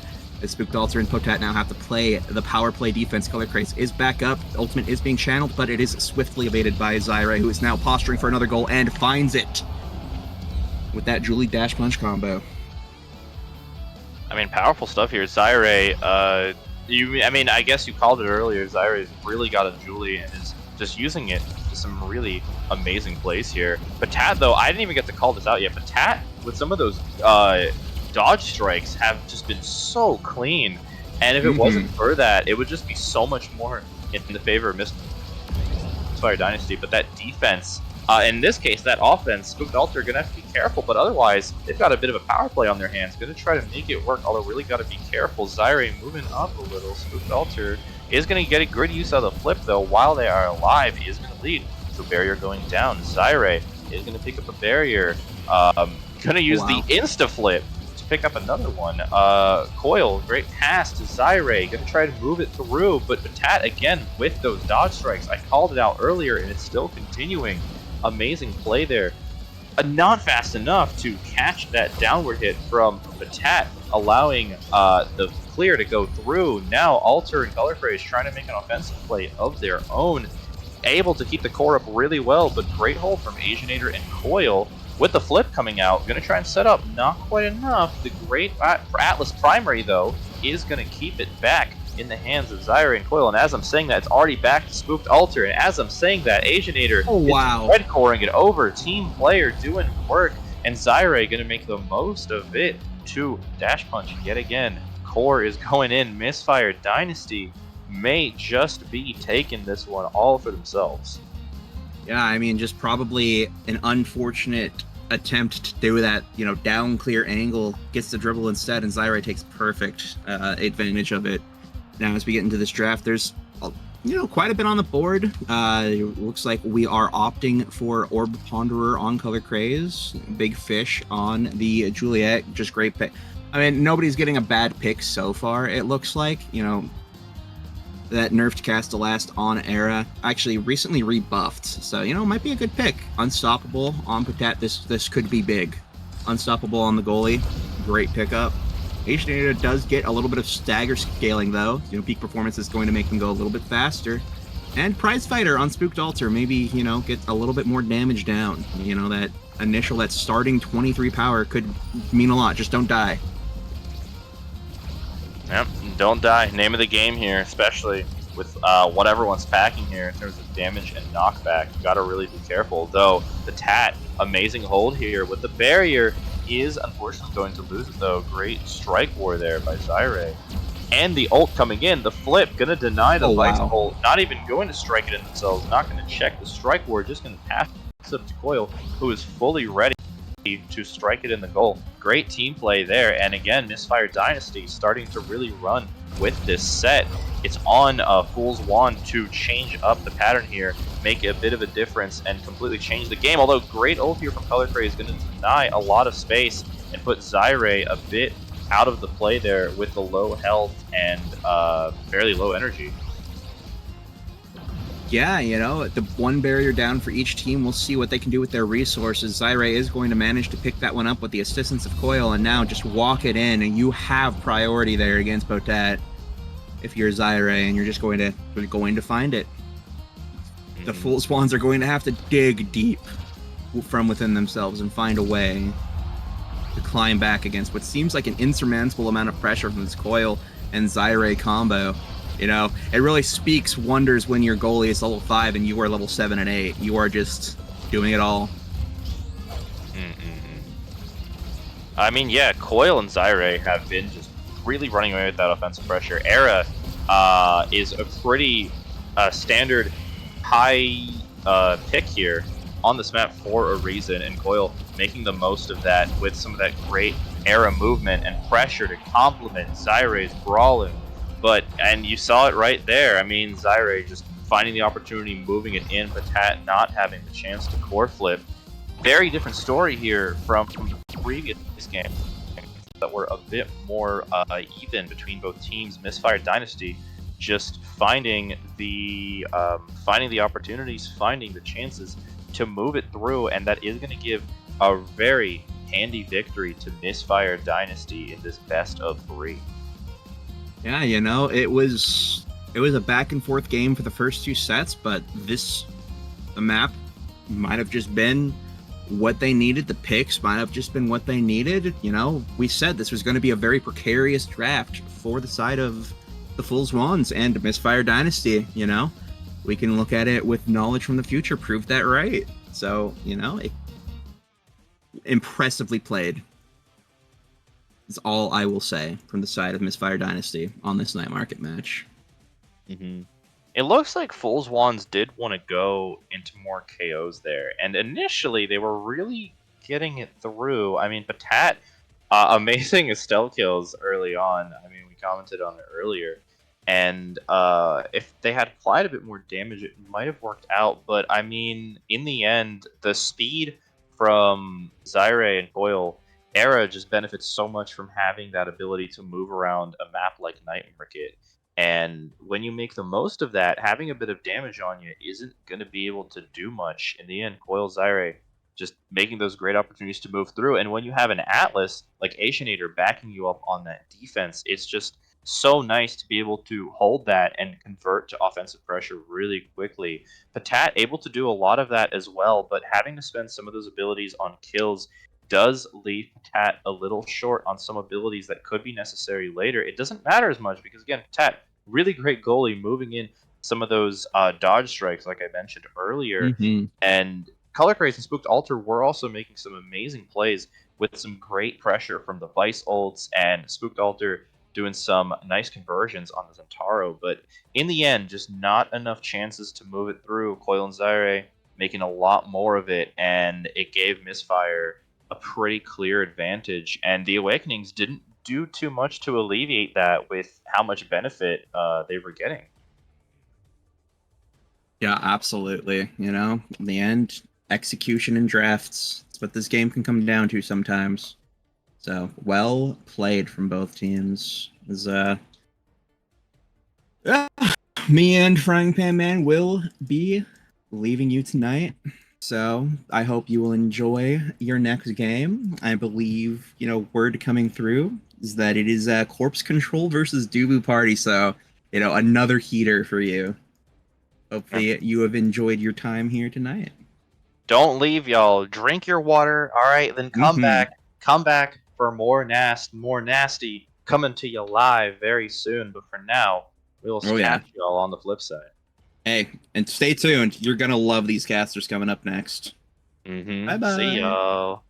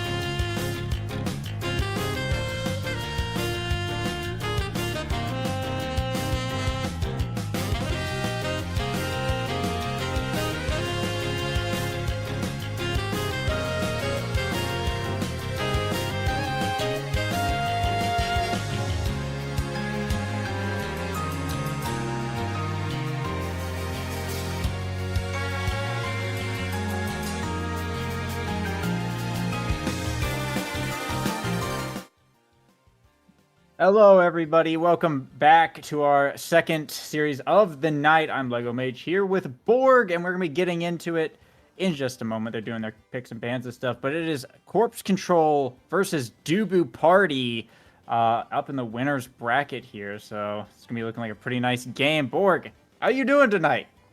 I'm all right, chilling. Busy. Well, busy guy. You know what I mean? Luckily you guys had some extra funds to get me here tonight, but I'm glad to be here. I'm excited to see some nasty gameplay. You know what I mean? Oh, yeah. Yeah, and nasty it might be, as we're going to be going to Taiko Temple for Ooh. game one. Actually, honestly, I'm down. I'm down for a little Taiko Temple game one. Dubu Party, Corpse Control. I think they're gonna bring some interesting things. They have to, right? Yeah, I mean, they definitely should. Looking at the lineups here as well, looks like Zaxmac, K20T, and Carmine for the side of Corpse Control. Subbed in. Wait, hang on. Someone is echoing, and it's like throwing me off bad. We're good now. We're good. It wasn't me. Okay. We're figuring it out. Technical difficulties. I was hearing my own voice, and I was like, "What's happening?" Yeah, we're but good. But yeah, it's Taiko Temple first. The picks are already coming in. It looks like it's a first pick Rasmus for the side of Dubu Party, and an Era X pick for Corpse Control. Oh, yawn. Never mind. Yeah. Never mind, guys. I'm sorry for wanting something interesting. I was completely wrong. But honestly, in all seriousness, I feel like Era X isn't even that good on this map. X is obviously very good, but Era, I have mixed feelings about on Taiko. I think with Monu, the NATOs can be good, but without it, the NATOs just feel very useless, and you're a melee character basically, so you don't have the blinks or the teleports or the mobility to really keep up with a lot of, what the core is going to be doing. A lot of that movement on this map, right? Yeah, definitely. We also see the Mako and Aimi coming out from Dubu Party. So we got the Mako, Okay. Aimi, Rasmus. Most likely a Mako goalie there. It could be a Mako Brawler Rasmus goalie, but I imagine it's the other way around. Yeah, probably, given, Spartan being in net, and I assume that's what they're going to do. The Mako forward here is really good, though, on this map. But you just kind of camp the goalie, press ult when the goal core is close, GG.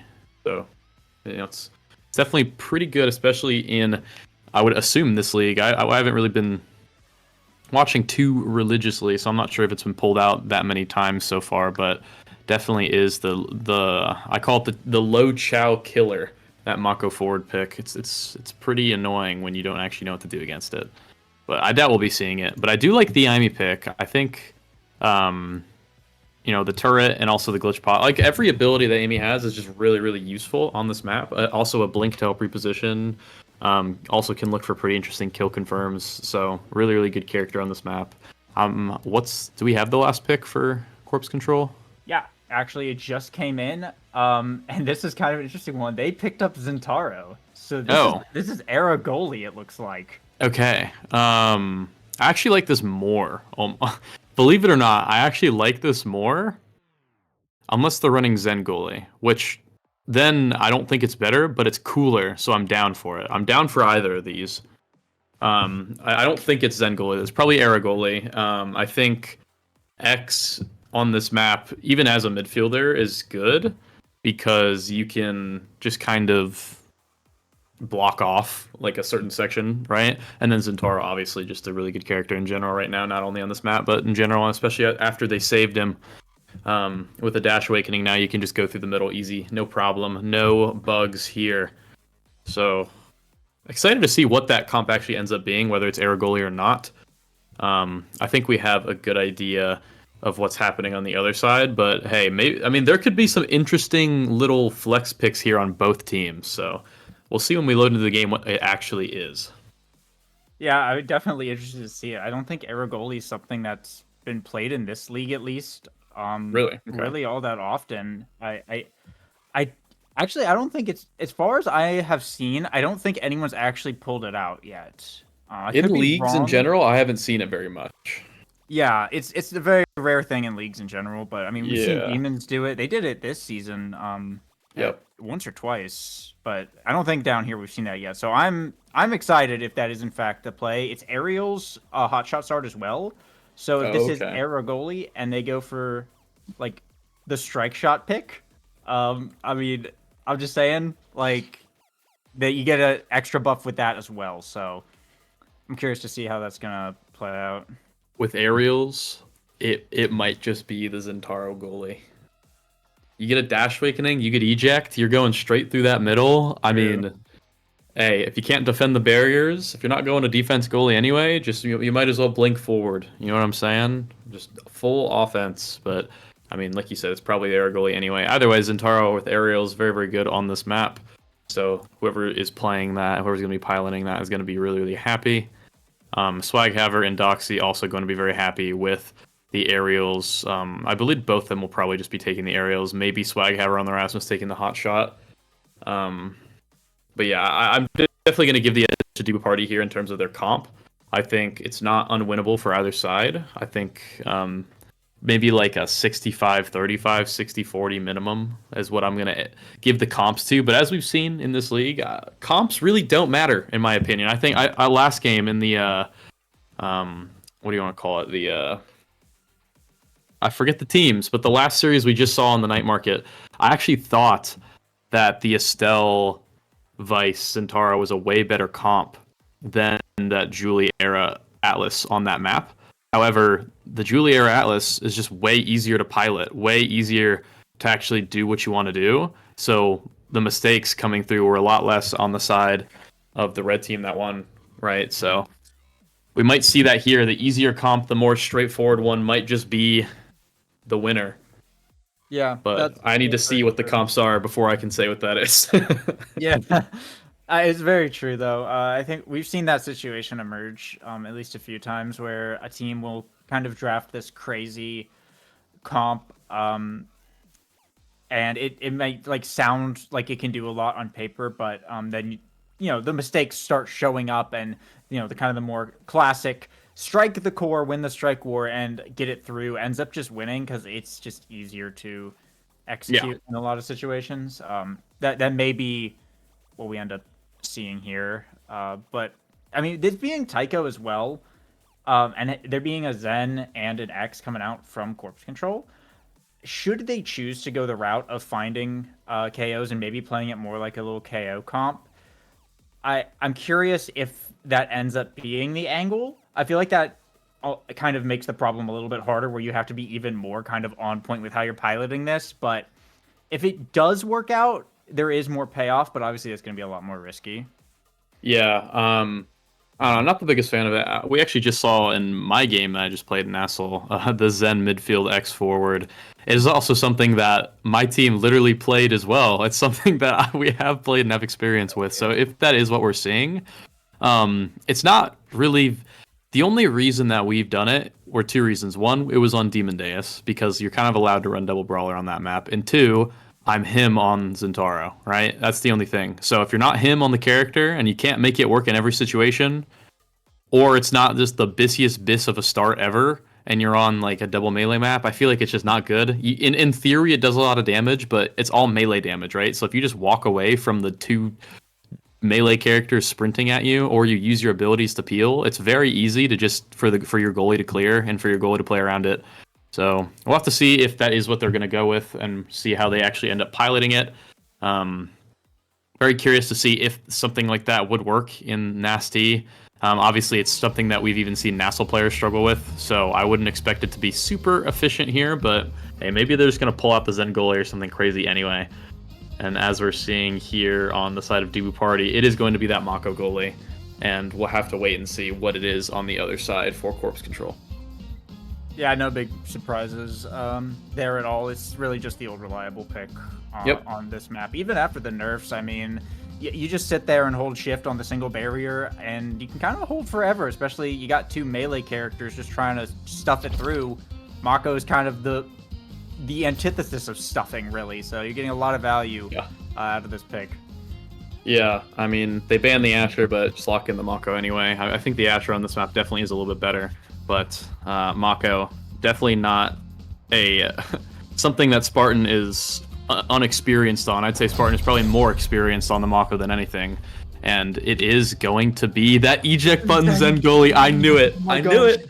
Oh my goodness. Okay, now I'm excited, Lego. Now I'm excited. Oh, this is actually happening. This is kind of crazy. So yeah, it is the aerials pickup for everybody except Swaghaver and Carmine, right? It's kind of like we were saying. But yeah, this Zen goalie throws a lot of stuff into the mix now. This is not... Whoa! The reverse board flick right there to clear it down. Okay, I mean... This is going to be an interesting game no matter what. They did lose both the barriers, but that was impressive. Yeah, so this is going to be a treat to watch, regardless of the result. I actually do think, comp-wise, this is actually better if you can pilot it. If K22 can pilot this Zen, and spoilers, we are going to be seeing a lot of Blix this game, as they call it. It's basically the only reason and like your only tool that is creative for you to use in midfield. But as we're seeing here, like look at the offensive pressure. The Zentaro with that dash can just bring it forward. But then we're also seeing the drawback right after it immediately in the same play is that the defensive aspect of Zen goalie is not very good. So Zaxmac, I think, needs to play a little bit further back, needs to help K22 actually run this defense, right? Run this goal box and just let the Zen and the X cook in the corners. Yeah, absolutely. And they are going to be able to get one barrier here. Spartan does burn the core flip as well. Carmine's looking for more, though. Push it up into this top side. Doxy falling back on the defense right now. And NATO coming out from Zaxman. They're trying to set something up. They will get the second barrier here. Now, the top, there's K20 dashing in. Not going to get too much off of that. The snare drum's coming out. Firewall sentry as well, but they can't get this thing out of their goal box. Still up in the midfield. K22 getting it down to Zaxmac and just keeping this offense going until Doxy and Swaghaver can make something happen. Going to be a little bit tough. K20 is going to have a lot of rain here. They will be able to clear it out with a nice little strike shot there and get one barrier off of it. Some core flips are coming up right now. Zaxmac walking up. The strike shot's going to clear it out and actually get a barrier. Really nice shot there from Spartan, but now a death touch coming out from Swaghaver. Nice save from K20, but still in a bit of a tight situation right here. Core flip from Zaxmac. Waits out the projectile, sends it over to Carmine. Strike shot sends it back though. Core flip coming in from Swaghaver. Will be blocked away though as we go into overtime here. Both teams just keep it real close. This hot shot. It's a bit of a big danger here. These snare drums will shut down that core flip. The whiplash almost sends it in, and now a core flip here from Carmine bounces it up. That's the dribble shot to the middle. Not good. Bell ringer goes again, but still not good. Zaxmac can't quite get a hold of it, and Doxy's just holding it down. But now Swaghaver has a chance. Going to dribble it instead, though. K20 able to hold it down. Yeah, holding it down and definitely doing a lot more of what I would expect Zaxmac going back, playing a little bit more of that kind of second goalie role and allowing Carmine to play really far up and also K22 to fly as the Zentaro goalie, which is just really important if you're going to play this comp. But a great flip from Doxy actually when putting it into the top corner, kind of just shutting down all of that nonsense. And a really, really long point there. I think almost everybody in the game used their flip that point. And that's something I wanted to bring up, is a lot of the flips, honestly, in that point, obviously except Doxy's right at the end there, seemed very rushed. It seems like people, getting the nerves out or something early on, as they're not really hitting the core forward, they're not decreasing their angles, they're just kind of flipping, and it was not working very well. So I definitely hope we can see some of that cleaned up. But going into the set point now for Debu Party, they're looking incredibly good, incredibly stable, and Corpse Control need to figure out how to play this comp, and quick. Yeah, not a lot of time to read up on the Zentaro goalie pick here when you're in the heat of the moment right now. But Debu Party in a pretty decent position. Got to get the core away from Carmine. Bit of an unfortunate NATO there from Zaxmac. Actually helped Spartan a little bit there. And now Doxy up on this top side. Zaxmac looking for a clear down to bottom. K20 blinking up, but Swaghaver able to get the core first. Kind of shut that play down before it even happens. Now Carmine looking for something in the top. Bounce off the corner. Core flip has to come out from Spartan. Carmine with the X Maximus, look for the bull rush. It will get saved away here, though. Pushing hard in, dashing in with the passive and the dash. Core flip comes out from Carmine. K20's right there to be able to strike it through this Mako secondary, though. We go right into overtime. Swaghaver with the death touch sends it kind of flying. Zaxmac, nice pass to Carmine. Unfortunately, not going to be able to find the shot there. Might have another opportunity, though, as K22 is up. Pass down to Carmine, dribble off the top. Shot to the top, goes right through Doxy. I think the strike might have been on cooldown for a moment, and that is Corpse Control putting themselves on the board. Yeah, Carmine definitely putting Doxy through the rinse and repeat there a little bit. Couple dribbles there, shot right at Doxy's feet. I mean, not sure if the strike was back up. Either way, looked like a little bit of a mixed communication on defense there, but shouldn't phase them all too much. Ooh, as I say that though, Doxy, really good play from Carmine to actually dribble it back up away from the core flip and to make the Amy look silly. And now we see Corpse Control actually on the attack, which is what their comp should be doing, right? It is exactly what they should be doing. It should be a really good play there from K22 on the Zentaro. But as we see right there, you have played into the corner with the Era X, stuff it into that corner, keep it there as long as possible, and as soon as Spartan tries to clear it opposite side, K22 can dash in with that Zentaro blink. It's kind of like playing Amy Goalie, but a little bit more troll, right? Yeah.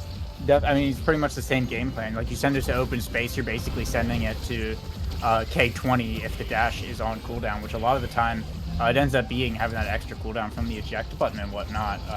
So Dubu Party, I mean, we're saying that Corpse Control is having to figure out how to play this comp, but I think Dubu Party also needs to figure out how to play around it, because it's really, when Corpse Control is on the offense, that's when things start to get really shaky right now.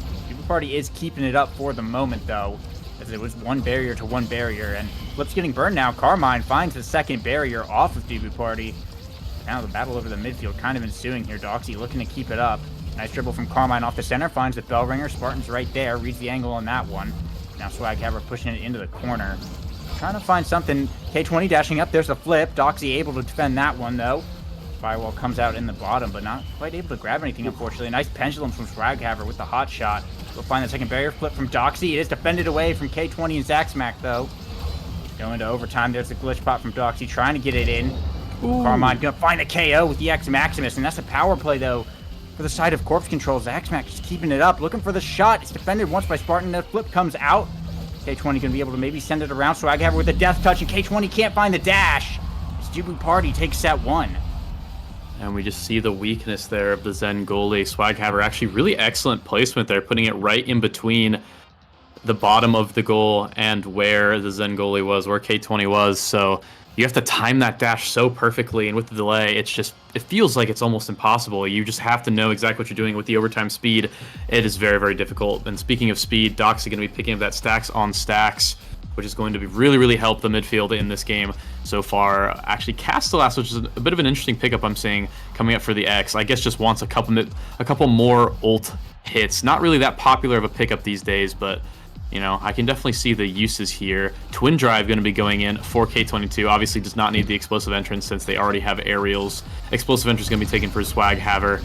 And, I mean, honestly, really nothing crazy here overall. I would say the best pickup here is definitely the Twin Drive for the Zen goalie. As we're seeing right now, just the amount of forward pressure that it can provide, and with the eject cooldown as well, you're going to be getting so much value out of this Awakening.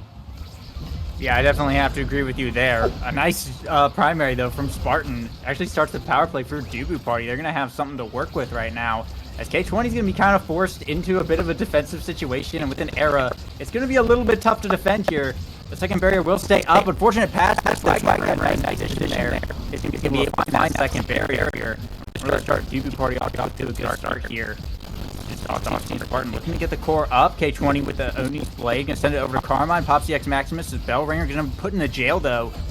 Comes making that tough. But there's a KO coming out from Zaxmac. Finds the core flip onto the Rasmus and just snipe from Spartan. Doxy just dimed that up, and Spartan found the perfect shot with that. Absolutely massive goal from Dubu Party. Yeah, Dubu Party, not sure how intentional that was, but hey, we take those 100%. Really a good heads-up play from Spartan to just provide that primary pressure on that bottom side, whether the ball is cleared there or not. It was a great core flip save from K22, but, I mean, just kind of get called out there by that Mako primary. Really well played. And Dubu Party, once again, looking incredibly strong in this set. Yeah, I mean, this is Strike Shot, Aerials, Missile Prop, Mako. The snare drums and that primary, like, K20 has to be, like, aware of that actually being an offensive threat now. It's kind of crazy. So we'll see if they can make something magic happen. Doxy is moving kind of fast, and with the flip, actually picks up that second barrier. And now Carmine with a bull rush into flip finds a KO, though. Doxy paying with her life for it. As Carmine looks for a second barrier off of that bell ringer now. Zaxmac pushing up, putting Spartan in a bit of a situation. Not a lot to do there. Carmine will find the point and tie it up for Corpse Control. Hey, at the end of the day, you have X. You know what I mean? I mean, this character is still X, and it's still on Taiko Temple, which is probably one of X's best maps in the pool right now. Definitely not the best, as that's probably Night Market, but it is up there. And with the Era to buff the speed and the size, Carmine is still having a field day. Already level 7, highest level in the game so far. And if they can just keep up the pressure and minimize the mistakes in the goal box, I think Corpse Control just have a really good shot. I mean, there you go. The double barrier right there, X just putting Spartan through the mixer. Really, really hard to figure out what the character is going to do. And then all of a sudden, he just does the simplest thing and forces it through, and that's really all he can do. So, no barriers on the side of either of the teams here, but a little bit of a misplay there, I believe, from Carmine. The bell ringer actually hitting it into that bottom Kaiko drum, and K22 is just nowhere to be seen. Yeah, a little bit unfortunate bell ringer there.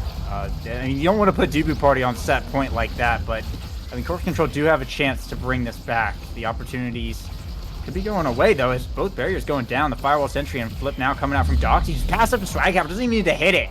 Just sinks it right in as Dubu Party steal away yet another set. That's a really unfortunate own goal from Carmine to kind of set that up there. So now Spartan's going to be the MVP. Yeah, I mean, steamroll of a point on that last one there. It's kind of just how it should be played. You know, I'm hyping up the Zen goalie as much as I can in this comp in general, but it's still very, very difficult to actually run through. And at the end of the day, you're still dealing with Amy and with Erasmus, some of the two most offensive characters in the game, and they have pretty much the entire map worth of, like, their abilities can cover the entire map. They can do everything they can to secure the core and bring it forward. So we'll see if they can come back here. In terms of the awakenings there, the only thing I'm really looking at, actually the two things I'm looking at, that Unstoppable on Spartan going to be helping a ton, and also the Monumentalist on Zaxmac might just be what they need, as we're seeing it right there, to bring them back into the game. Managed to get it into the corner, doesn't get the barrier, but does allow Carmine to secure a kill onto Doxy there, and Carmine gets that double barrier. Zaxmac now needs to get it over to Carmine, but the Zentaro goalie coming in with the passive blink into the fray, and actually gets the goal credit with a strike right at the end too. That's what we want to see. Yeah, huge. I was talking about it earlier, the Monumentalist era pickup here being kind of what makes her really useful on this map. I mean, we're seeing it. The data just takes up so much space. You have to be aware of where that's going, because on the power play, Corpse Control have kind of a massive advantage to begin with, where you want to be on the offense anyway, and then K20, of course, is just trying to be on the offense as much as possible. So it's a really scary situation for Dubu Party to ever get into. This being said, though, it is a barrier that's going to be going down for Dubu Party. In return, nice death touch from Swaghammer to pull it back in, and Doxy able to capitalize. Pull up the second barrier right now. Passing plays coming out down to Doxy. There's a glitch pop. It bounces back a little bit, though. Swaghammer luckily able to recover it here.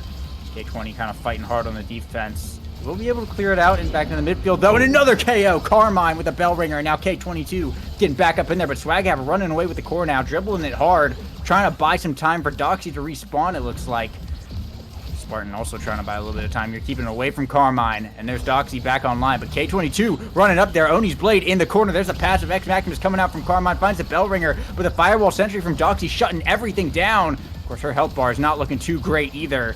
These snare drums will buy a bit of time for that orb to come up. We kind of reset to the neutral a little bit. Nice hook from Swaghammer. Has the flip up, just dribbling in the bottom here. Zaxmac intercepts the pass with the flip. Just around Spartan. The second barrier is gone now. The Swaghammer shot to the bottom of the primate from K20. It's going to save that off the back wall. What an incredible save there.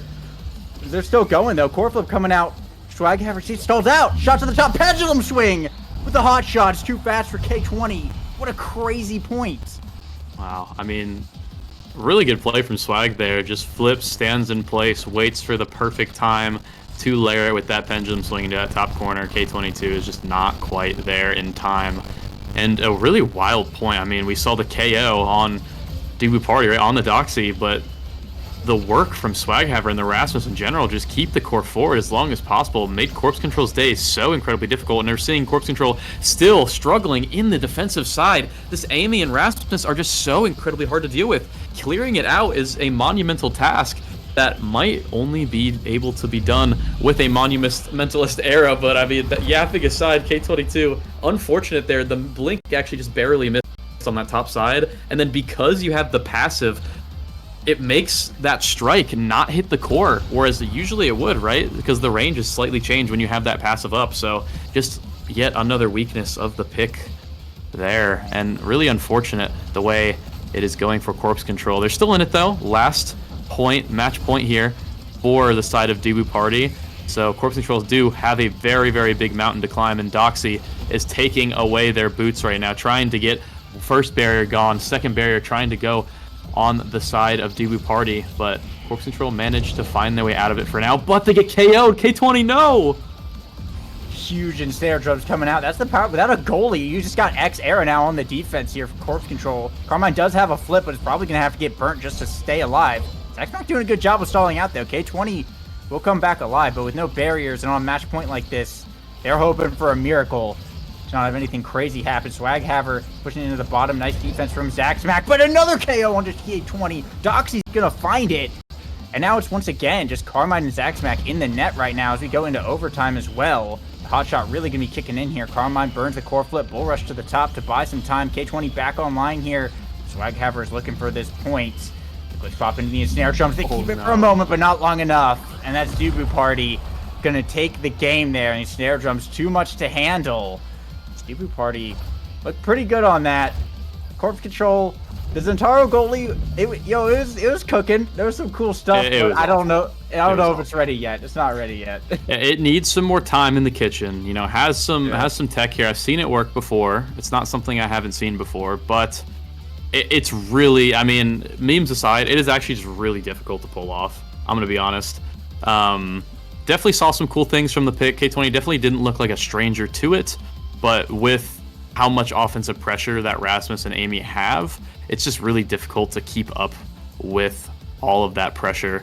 And I mean, by the way, I don't know if you noticed at the end there that that was a cross map in snare drums, not just any snare drums. I mean, Spartan didn't run up for that. That was literally from goal box to goal box there. So I mean, a little bit of foreshadowing earlier on when you said it, because that was pretty insane play from Spartan there to find that perfect angle and the perfect spot to put that in snare drums. So really, really well played from Dubu Party. I really, really liked their comp as well. I thought it was just pretty standard, pretty good. Made use of all the strong characters and their strong picks in general. They're all pretty much on their comfort, I believe. So really well played from Dubu Party. I'd like to see something a little bit more standard from Corpse Control. I think if you're not playing, you know, I'm down to have fun. I'm down for all the testing and all. Maybe it's something they've been scrimming and it has worked before. I don't know, you know, what happens in the minds of nasty scrims, but at the end of the day, if you're not getting a set, you can't win. So you gotta play some things that seem a little bit more standard, a little bit more, you know, Corpse Control, right? Like, where's Andy in here at the Luna goalie? Let's see some of the, go back to basics, get the next game, and then maybe game 3 if you got something else, pull it out of your hat. We'll see. Yeah, for sure. It's definitely a surprise pick, to be sure, which is kind of crazy. I guess if you're gonna do it, game 1 is the game to do it, but game 2, I mean, I don't know. I don't know what the plan was with that, honestly, but wait, do we know, real quick, do we know whose map pick this was? This was Dubu Party's. Okay. That makes me feel a little bit better. Because if this was Corpse Control's map pick and then they did that, I might just leave. I might have just left. I'm gonna be honest. That would have been crazy. They're like, yeah, we have a Tycho strat. You're not gonna believe it. And they get Zen goalie and get 3 out. Little shades of EKC Tycho. Oh yeah. But this time, instead of a good idea, it's a bad idea. You know. All right, what do we got next? What's the next map here? So yeah, next map, we're keeping it a little bit more simple. We're going over to Atlas's lab. Okay. Back to the lab again, right? And this is Corpse Control's map pick. Not surprised. So, yeah, hopefully we'll see something a little more standard. Unfortunately, Andy, I guess, not here tonight. K20 is the sub goalie for them, so that's why we're not seeing Andy on the Luna. But yeah, hopefully we'll see something a little bit more standard. Just like pick a Dubu or something and just sit on the goal lock. But we'll have to see. It looks like they're getting into their picks and bans right now. They just did the thing, whatever it is. They did the thing. Yeah, they did the thing, but it looks like it's primetime and what does TD stand for? Twin Drive. Twin Drive, yeah. Primetime Twin Drive. Interesting start. The old classic. Pick your poison there. Primetime Twin Drive. Honestly, I actually really like Primetime Twin Drive start, as long as not everyone picks the same one, because the bug where, you know, it just comes back in anyway. But I think it's interesting because it like kind of just emphasizes of like, okay, which character can you abuse with these characters the most? And it's kind of like an even playing field type thing. It's definitely more of an even playing field now with the changes to it, and also with the certain comps and characters that we're seeing in terms of the meta. Whereas before, it kind of just used to be everyone plays primetime except for eject goalies, and then you just kind of, you know, you just kind of run through there. It still is a little bit like that, but hey, maybe we'll see some interesting things, especially on Atlas Lab. A lot of cool damage comps we can see. But we'll see. I mean, draft is getting in now. Yeah. We'll get updates here momentarily for you guys. Yeah, well, looks like the first ban is Rasmus coming out from Corpse Control. They did not like Swag Haver on that pick. But you mentioned earlier how the Zen goalie is kind of playing like IME goalie. And AdLab, a little bit of a famous IME goalie map It is, yeah. It would be interesting if K20 decided to do the Twin Drive IME goalie. Could be something neat to come out. You know, believe it or not, this is actually one of the better maps for Zengule. So, I mean, maybe we're going to see it again here. That would be great if I see a Zentaro pick. I might flip my chair, I'm not going to lie. It's definitely better than it is on Tycho, I'm going to be honest. On Tycho, it sucks. It's so bad. It's not that good. It just goes way too fast. It's really hard to time the secondary. It can work, but basically the only maps you can run it on are like Atlas Lab, Amy's app, and Demon Deus sometimes. That's about it. That's my read on the pick. Maybe you can ask. You can go to the depths of season 1 and look at Geek Centauro goalie and see how he played it. Who knows? I mean, we got to dig deep to find this pick for sure, unless you're looking in like solo queue or something. But who knows what happens in there? Streak also another denizen of the Zentaro goalie camp. Yeah. I don't think we'll be seeing it this time, though. I doubt it. I don't think. I think we might see a Zentaro, but I doubt it'll be goalie, as it is a very, very good pick on this map. And with Primetime Twin Drive, I mean, just another really, really good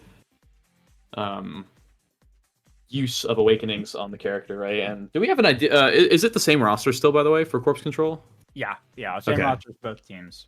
I haven't been keeping up with the Corpse Control roster news, so I wasn't sure if it was like a rotating thing or what it is, or if this is just the normal roster nowadays.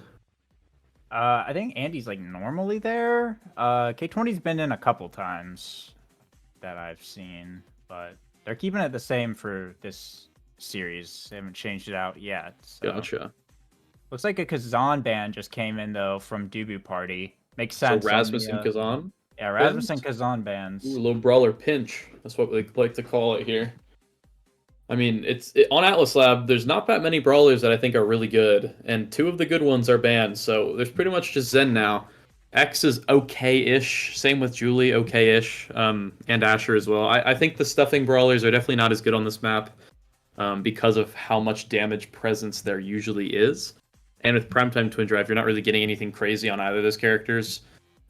Maybe Asher being like the better of the characters on that because she can live a lot easier, but I mean, any brawler knows the difficulties of locking in Julie on Atlas Lab into like Finny, Vice, Zentaro, and just getting obliterated off cooldown. So I don't know if we'll be seeing that, but one brawler's got to play something, right? And maybe we'll see the Drek brawler. We've been seeing that in NASA a little bit. I think it's a really annoying pick, and it does a lot of damage. So maybe we'll see that come in. But yeah, definitely.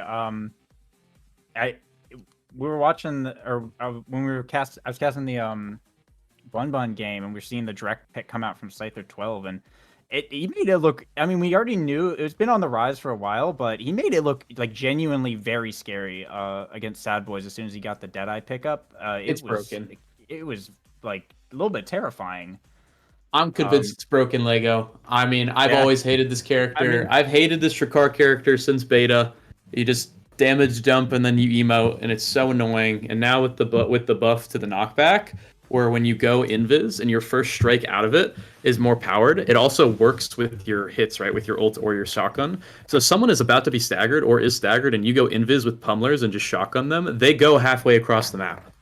And if you get any damage awakening, heavy impact, missile, anything like that, they're dead. It doesn't matter. It's so annoying. Yeah. It's really, really frustrating to play against as well. It's hard to fight back unless you're playing a ranged character as well. So I mean, Yeah. hey. I definitely agree with you there, but it looks like, at least for corpse control, they're not going to be going that route. Actually, all the band picks coming in now. It looks like we Like got... to hear it. So, debut party looks pretty standard, right? We got the Asher, now Atlas. Pretty solid team comp coming out. You got the Brawler, the midfielder, the goalie. Corpse control, going a bit of an interesting route again. Not as crazy, but we see the Mako come out first, followed by a Kai Aimi pick. So, I'm curious where this Mako is going. Is this... I think it's a forward. Think it's a forward? I think it's a Mako forward with Kai midfield, Amy goalie. I could agree with that. I think that makes the most sense. That's my call out. And I was going to say base versus cringe team comps, but both team comps are kind of cringe.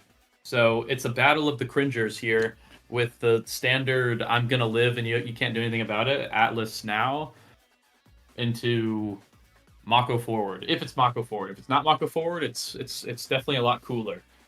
I'm not a fan of Mako forward, as you can tell.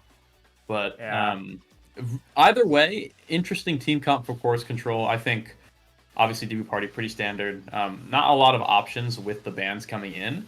And also with the Awakenings, there's nothing really crazy you can do running in here. So I think, I say cringe, but it's smart for sure. Definitely smart from debut party. All of them very, very experienced on these picks. Doxy really, really good on the NAST. Swaghaver, pretty much just token Asher forward player in general.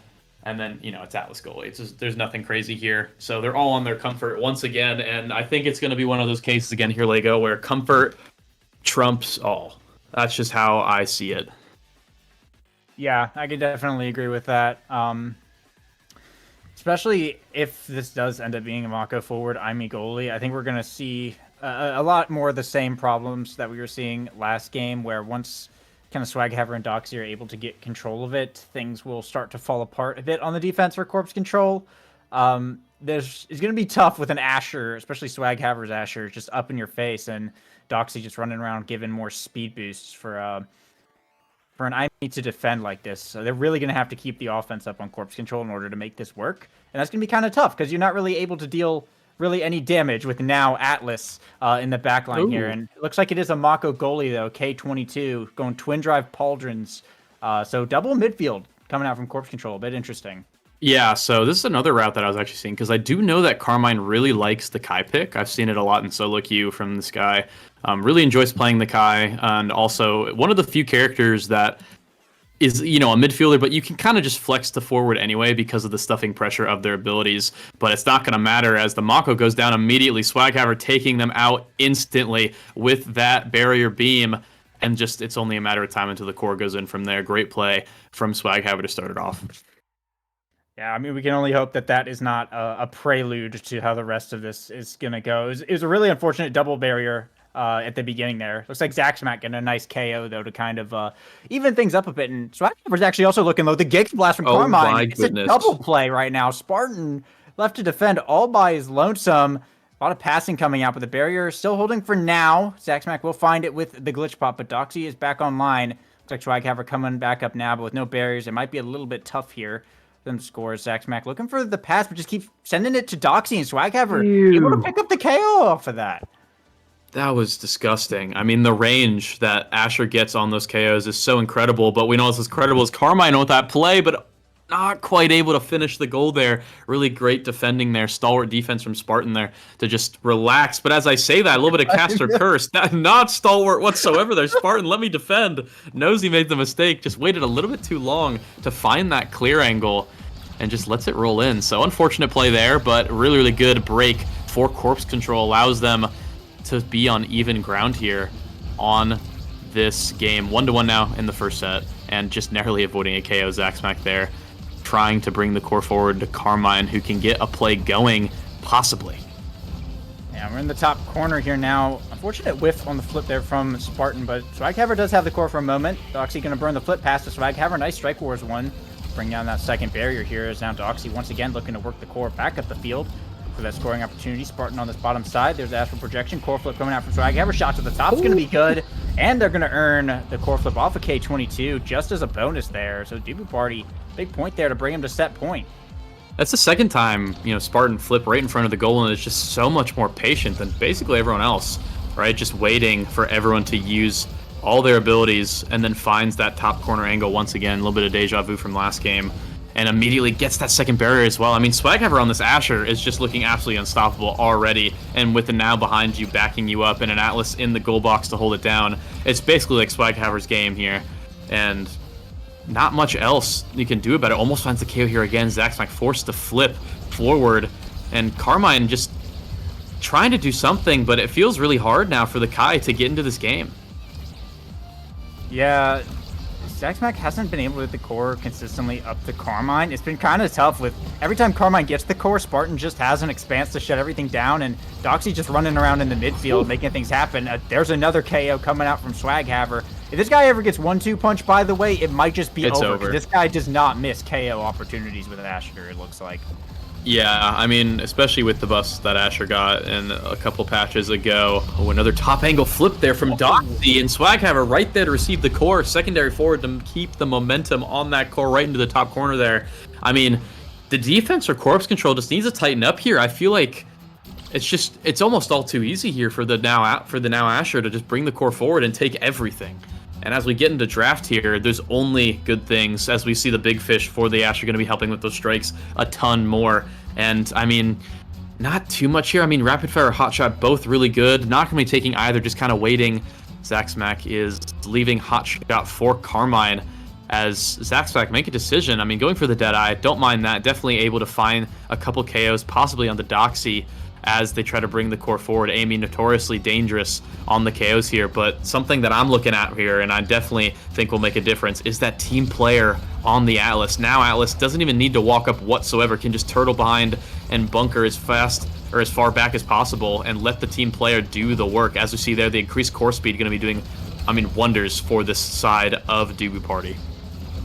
Yeah, absolutely. And when you're already kind of up like this and running circles around kind of the midfield with corpse control, having that team player is just so huge. A big double barrier coming out, though, from Swaghammer off of that little black hole bounce. Gonna get put in jail for a moment, but it's just a matter of time before Doxy and Spartan feel like able to get that up. Carmine almost getting taken out there, luckily able to avoid it and snag the barrier with the Barrage Giga Blast, but it's defended away, and around the world, K22 slow. No projectiles from Zaxmac or K22 able to catch that, unfortunately. And it'll be Dubu Party from downtown able to pick up the first point. Yeah, so what actually got that goal was the Hotshot Giga Blast, sending it incredibly fast to that bottom corner, and Doxy had the strike to get it in the perfect angle pretty much to get that bottom corner. I'm not sure if that was the intention, but it was the result. So, hey, like I said last time, we take those. Core flip now from Doxy, getting it into that bottom corner. Really good angle, getting it to Swaghammer in the corner there, and a really good primary to lock down Zaxmac's options there off the core flip, and now just makes it all too easy. But Swaghammer with another KO. Lego Mage, I mean, what do Corpse Control even need to do against this Asher? Like, they keep dying to it over and over again. They can't find any leeway. They're just getting destroyed. Yeah, they seem kind of uncoordinated and a little bit of a mess. Swaghammer is just keeping an eye on these edges for any time anyone walks toward a little bit too close to the wall, and they're just going to be able to find the KOs pretty easily. I mean, you say the best thing could be is, like, don't stand near the wall, but yeah. Martin and Doxy seems to be playing toward the walls relatively consistently. They're just keeping the core down there. And, I mean, look, you try and kill Swaghammer, Doxy brings out the heals. It's just back to health, and now there's no damage to deal with it. They are able to pick up the second barrier here, though. It is open on both sides. Core flip coming out from Zaxmac. He gets stalled out once again, though. They haven't been able to gain too much traction with these flips all game. Flip coming out from Swaghammer to stay alive, and Carmine able to pick up the revenge KO. And now maybe Corpse Control will be able to do something here. It's K20 looking to send it in. Doxy and Spartan holding it down on the defense, though. 4 more seconds until Asher is back online. Firewall Sentry coming out. There's the Barrage. Spartan not going to be able to hold against that one. No expanse up, it looked like. And I guess there's your answer is KO Swaghammer, but with a big fish. I mean, how reliable can that be? Not reliable at all. I'll give you a hint there. The thing is, with Swaghammer being the Asher, which has, you know, the secondary buff, that passive rather, to increase that resistance to damage and knockback, right? And also with the big fish and the extra stagger, and also the heals from Atlas and now both, it's just going to be incredibly hard to take out basically anyone unless you get maybe like a cheeky little edge KO from Amy on the side. But one thing that Corpse Control does have, as we are seeing right now, is a lot of range and a lot of mobility, right? With the Amy and the Kai, they can kind of just dribble around the entire team of Debu Party. So definitely, that's how they've gotten the goals so far. Carmine kind of, dribbling around and then finding a barrage at the end to finish it up. But can they do that consistently is the key here, and can Zaxmac live as long as they need to do? And it looks like they can as Carmine finds another play. The star of the show right now, honestly, for the entirety of Corpse Control in these last 2 games, trying to do everything. And so far, it's been working out in this set. Yeah, it definitely seems like they have a little bit more of a game plan, but as you said, it's going to be a little bit more difficult.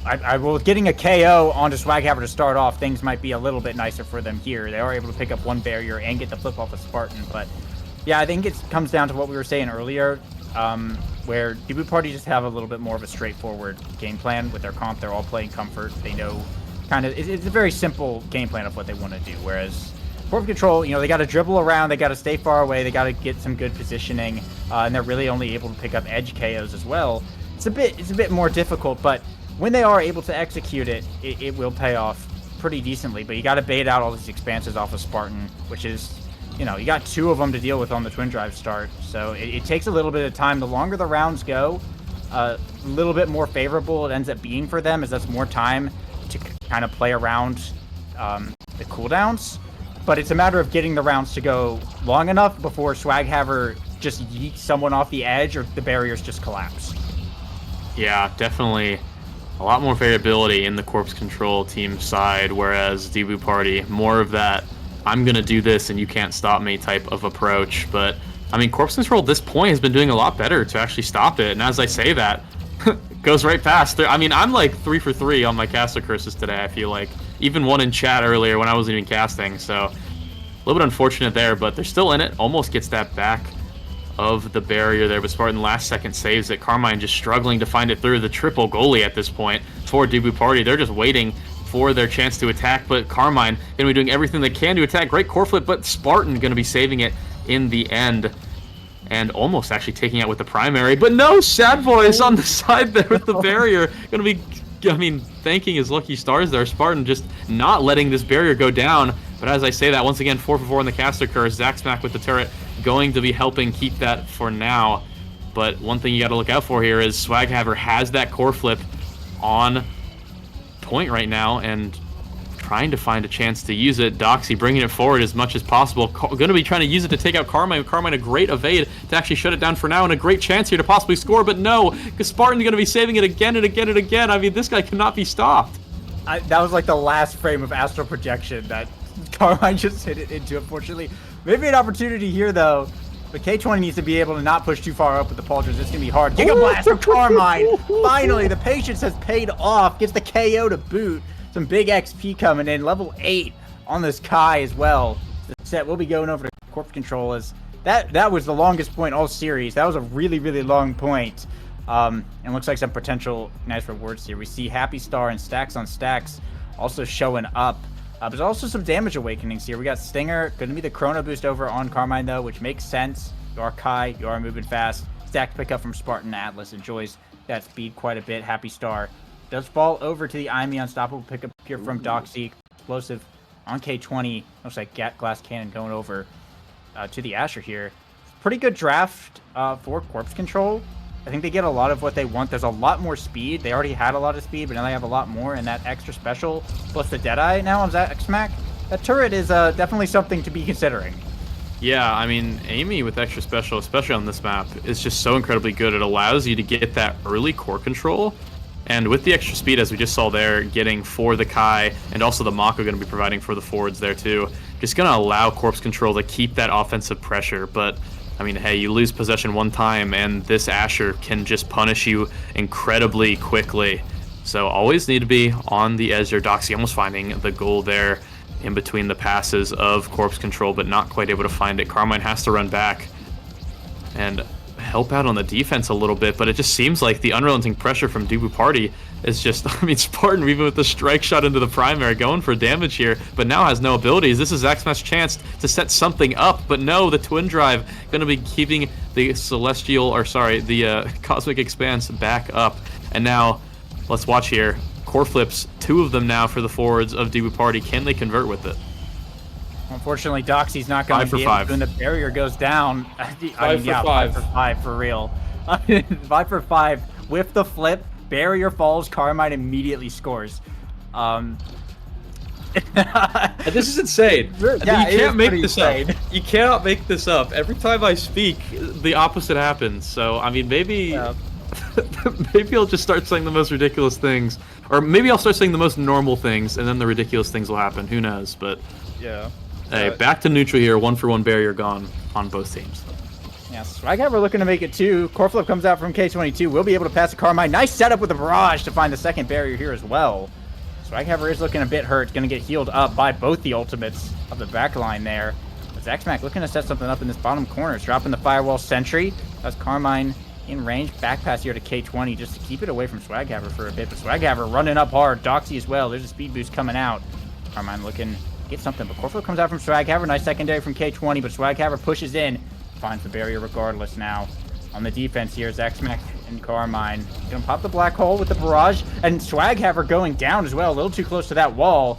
Nice self pass there from Zaxmac with the glitch pop, getting it back up to Carmine. Now Spartan in the corner, but checkmate with the barrage. Carmine's gonna be able to find it once again. A little late there on the expanse, but that's Corpse Control now on set point. They're up 2-0, and they were looking kind of shaky, but seems like they got more of a handle on what they're doing, even if it does take a little while. Yeah, they're definitely doing what they need to do a lot better now, and specifically they're keeping the core on the move. They're keeping it away. This is insane. Every time this is insane. Every time I speak, man, I'm gonna finish my point. I don't care. They've been doing a lot better overall at keeping the core on the move and away from the members of the DB party, keeping it away from the strike shot of Spartan as well as much as possible, and finding a lot of success there, as we see right there with Carmine getting that core flip right in the middle and then actually converting with that barrage. So no barriers on either side, but Dubu Party need to be careful. Luckily, they do have Swaghammer almost having flip coming up here, so if they can stall in time, but they cannot. That one doesn't count because it was happening as I said it. Spartan unable to keep a handle on the corner, and I mean, Carmine just having an absolute clinic of a performance right now. Yeah, Carmine's looking really good, and Quick Strike's showing up on the board as well. That might just be the pick here for this Kai, unless opting for one of the orbs. It will be, yeah. Yeah, there's Quick Strikes. Makes absolute sense here. Orb Ponderer will be up for Spartan, which is pretty nice on the Atlas, but it's going to be denied away from K22, of course, because I can see that K20 is clearly in front of Spartan on the draft. Rampage going over to Swaghammer, though. Some more size on the Asher is going to be the scaling to look at there. Bulk up on Zaxmax. Kind of scary, because that's just even more damage. Yeah, definitely watch out for that. Yeah, and Orb Dancer on Doxy is also really good here on the now. A lot of good awakenings kind of across the board, but, I mean, Carmine's build looks absolutely terrifying. Yeah, I mean, if you play Kai, you dream of this build specifically. This is the build. The only thing that might be a little bit better is, like, maybe stacks on stacks instead of the hotshot or something, but either way, I would never be upset about being able to play this build. Carmine has so much agency in this game and is able to do so much. As we can see right there, just with the barrages cutting everything off, but Spartan doing a little bit of a better job keeping control of the core, but there's not much you can do when your teammate is just KO'd off the map. The Amy doing so much work, and Carmine able to finish it yet again on that top side. Just, I mean, keeping, like, just constantly getting the better of Spartan on this Atlas. I mean, the Kai is just feeling so strong in this game. Oh, I mean, absolutely. And with the prime time, with the hotshot now as well, the barrage is just up pretty constantly, which has been the checkmate tool most of the time that Carmine's been using against Spartan. Like, Spartan's been having to use the Expanse a lot more because just as Corpse Control's been playing, they've been feeling a little bit more comfortable. They've been keeping the aggression up more, so they have a little bit more leeway to work with in that regard. And now with this extra awakenings that they just got with the quick strikes, I mean, Carmine just applies so much pressure by himself without even the damage coming out from Zaxmac. Like we saw it last round. Doxy has Unstoppable, but still got knocked off the edge just because there were enough hitboxes coming out from K20 and Zaxmac. And they're down both barriers, but they're in a relatively favorable position field-wise. Swaghammer's really hurt here, and Core Flip from Carmine's actually gets the KO regardless, and there's the second barrier gone. Zaxmac has a flip up now as well, and it's just dribbling on this top side. Burns with flip here, looking for the top. Core Flip from Doxy. Glitch Pop is going to be able to block it really nice there. It's Carmine with a backwards Giga Blast, and Zaxmac finds the KO onto Spartan. That was an insane play. Carmine backwards Giga Blasted Doxy to get the core to go the other way. And then Zaxmac just KO'd Spartan and let the core float in. Yeah, I mean, Corpse Control is absolutely running this game right now. And also, not only was that the Giga Blast denying the core, but also denied the orb from Doxy, who has the orb dancer to get it to K20. Got a little lucky there. Perfectly. Sad Boy's flash there, getting around the barrier. And it's going to be a 1-for-1. Both topside barriers are going to be up, and Swaghaver finally finding a KO on that Asher again. It's been a little while since we've seen it last, but Debu Party, it's just what they need to bring it in to the corner there, but this core flipping K20 not hitting the core, but going to be knocking Swaghaver away, giving them enough space to defend for now. And something that I've just been seeing a absolute ton of from Corpse Control is just more pressure onto Swaghaver with their abilities, right? Swag is just not having an easy game anymore, as it felt like they were in the beginning. But when you get into the corner like that, Doxy doing a really great job facilitating of the core there to keep it in where Swaghaver needs it. And now with the flip, Debu Party's in a really, really good position to finally bring it back in this set.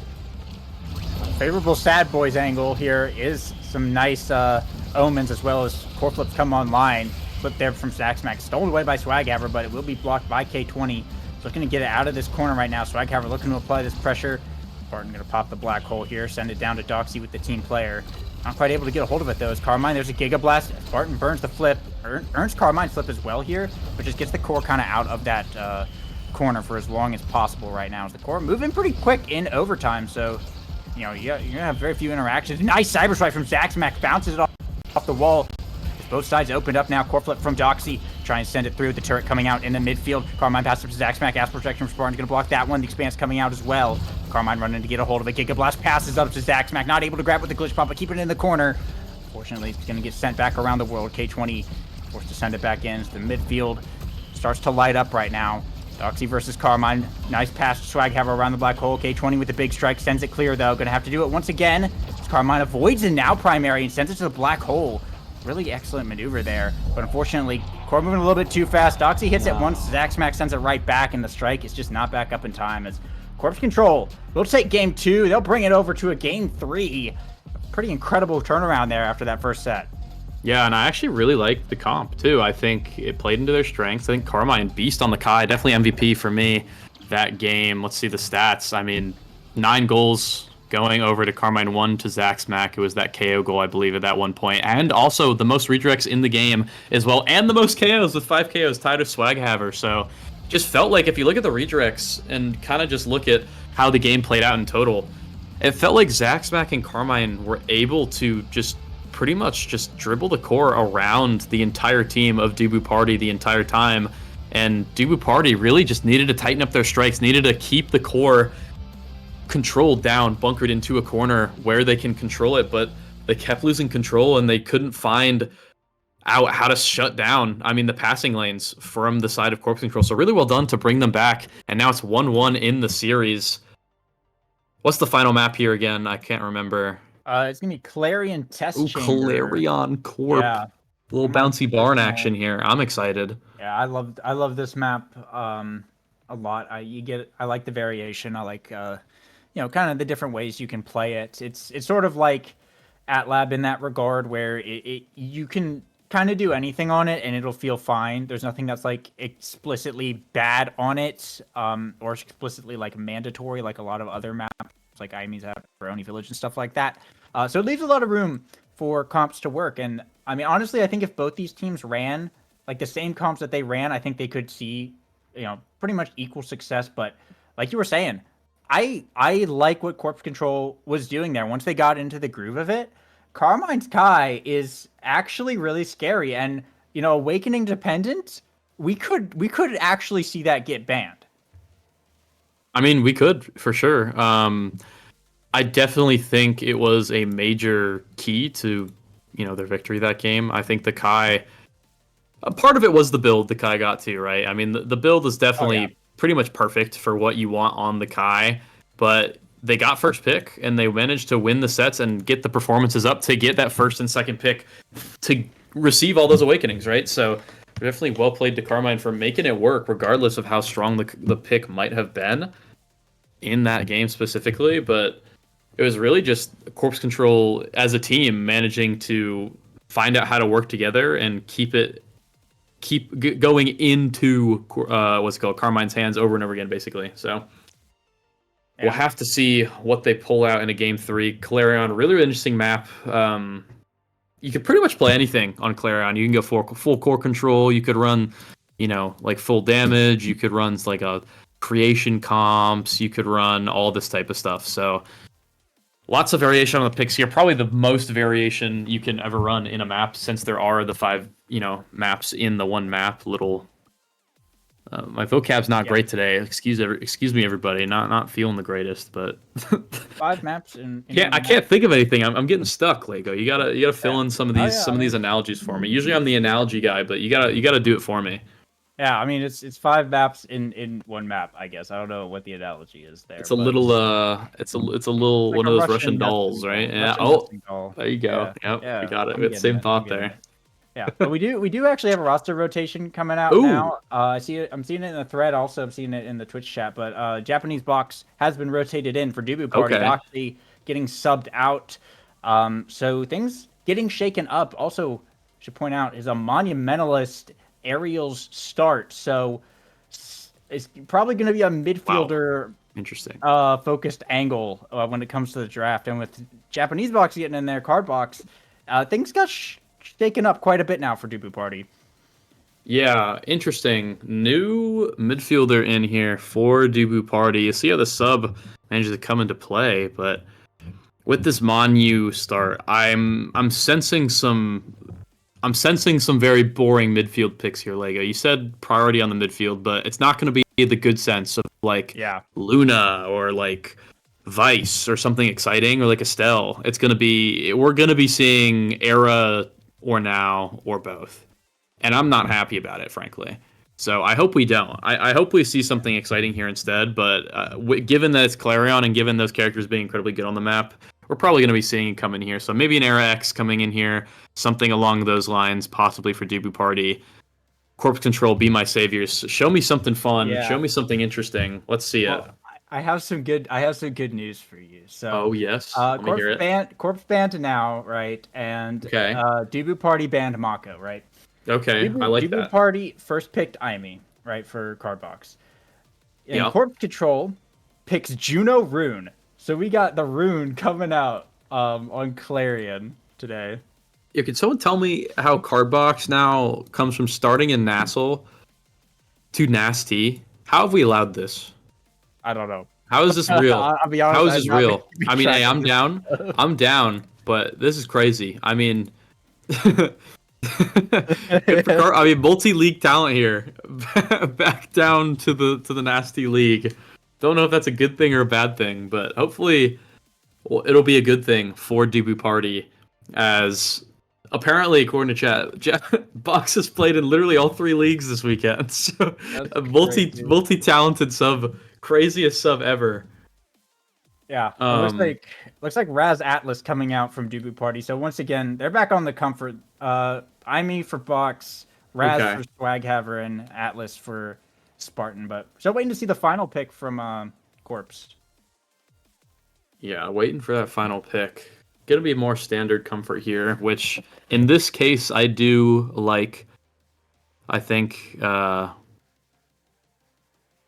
pretty interesting stuff. Kind of just waiting to see what this last bit is, and then we can talk about the full comps here. But yeah, I like Dubu Party's chances here, especially with Box kind of patented on the Amy pick, right?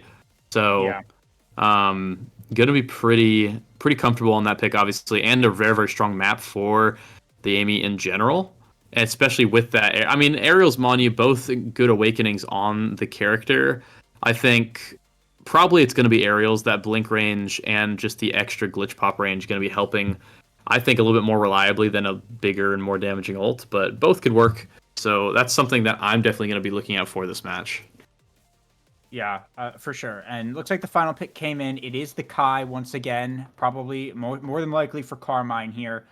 So that leaves Juno and Rune up in the air. I'm guessing it's a Rune goalie. I could be a Juno with Aerials as the goalie, but I'm guessing it's a Rune goalie, Juno midfield. But either way, a Interesting. bit of another odd one coming out from Corpse Control is Rune Yeah. High. I mean, they're not ceasing to amaze me here. That I'm enjoying the picks from Corpse Control, even in the first game where they pulled out that craziness. I'm liking what I'm seeing here, Lego. This is definitely more exciting than I was expecting it to be. I was expecting to see some basic comps and they run the same thing every game, but we're definitely not seeing that whatsoever on the side of Corpse Control. And even Dubu Party's been pulling out some different things. So, excited again here to see, who's going to win. Is it going to be kind of the old faithful, old reliable with, I believe it's that Amy Rasmus, right? On Dubu Party, which we saw the first game. We saw them do incredibly well. But now with the new midfielder in here, will it be better? Will it be worse? Will it be the same? Just as successful? I don't know. Only Rune will decide, which somehow got picked here for Corpse Control. I assume it's going to be Rune goalie, but you really never know with these guys. You never know. Yeah, I'd imagine it's just Manu, Rune goalie here. Which, I mean, once again, Corpse Control are just picking the most volatile comps like known to mankind. These can be so swingy one way or the other, as we saw in those first two games. They did really pretty bad in the first one and then really good in the second one, and now everything's on the line right now over on Clarion Test Chamber, which, the ever-changing ways of the chamber are just going to add to the fun here as we get into the picks. Of course, Spartan starting with the Monumentalist Atlas. Once again, I'm going to be saying it all night. It's just comfort picks, but that's just going to be a really strong start here to just absolutely lock it down against this Kai and presumably Juno. So once again, it's kind of an angle where Corpse Control are kind of looking to dribble around and play the midfield a lot more. Yeah, I'm pretty sure it's Zach Smack calling the Juno. I'm pretty sure that's just the patented pick for Zach Smack in general. And then K20 on the Rune. I have seen a couple times, so I wouldn't be surprised if that's how it plays out here. Carmine on the Kai, most definitely, after the performance last game, too. So, yep, that is going to be what it is here. And with Monu being the start for Rune, it's just going to be way easier to function as the goalie. So, definitely look out for that. And keep the lookout for Carmine, who, after a pretty much insanely dominant performance last game, going to be riding off that high and keep the pressure up now. And especially with that Juno going to be helping keep it forward. But already a double barrier here against that Rune goalie. Not a great start. It was a nice read from Cardbox to find the cyber swipes right as it was getting past there. That's the things you have to be worried about. Rune goalie is interesting in that sense, in that he's not a melee goalie, but he just locks down one area by placing the pillar. But then it's going to kind of fumble to those cross net things once that cooldown is out. Nice banish coming out from K22 though. The pillar goes up, but a bit of an unfortunate bounce there. Going to get sent back up to the top side and kind of bounce around on the bouncy house. So the first point is going to go over to Dubu Party. Yeah, well played from Swaghaver there. Gets knocked back with the core, kind of at the same speed, same direction, and manages to find that bounce house topside angle there to just get it away from the Rune, who is not in the right spot after that pillar being placed down the secondary. So really great job for Dubu Party to get that point, and a really good job from Corpse Control to come right back immediately and just get both those barriers, and then immediately win that last strike war and get the goal. Cardbox just not in time and didn't react right there with the flip to save it, and it's going to be 1-1 already. Quick game. Cardbox has got to warm up here just a little bit to make things kind of interesting, but there's a lot of energy coming up from both sides. They're going to have two flips apiece as this round goes on here. Vanish coming out from K20 in the pillar.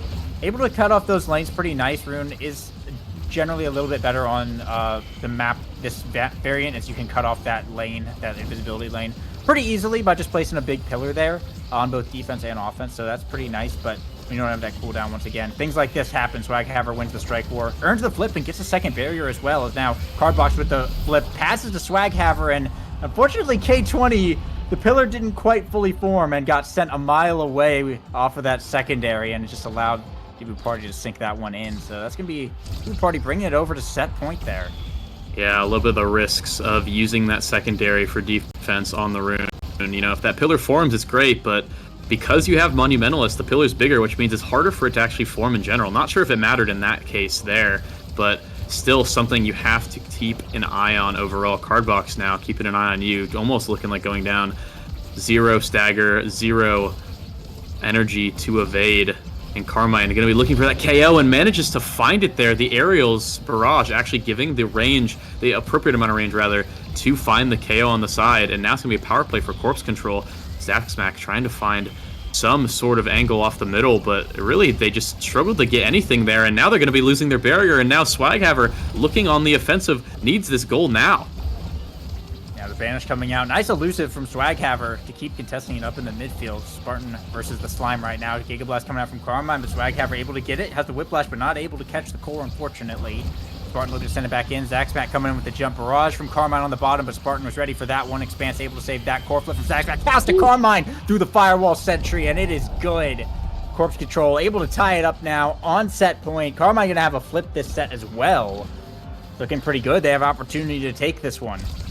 Pitch perfect timing there from Zaxmac on that strike with the flip, managing to get it to Carmine, who it just feels like is always there in the right place to find the goal. So well played to Carmine for just being in the mix always. And that Giga perfectly placed to get that last barrier, and the flip not quite able to get anything done there. Still needs to find that goal, but with 2 barriers to 0, it's going to be very, very difficult for DB Party to come back in this one.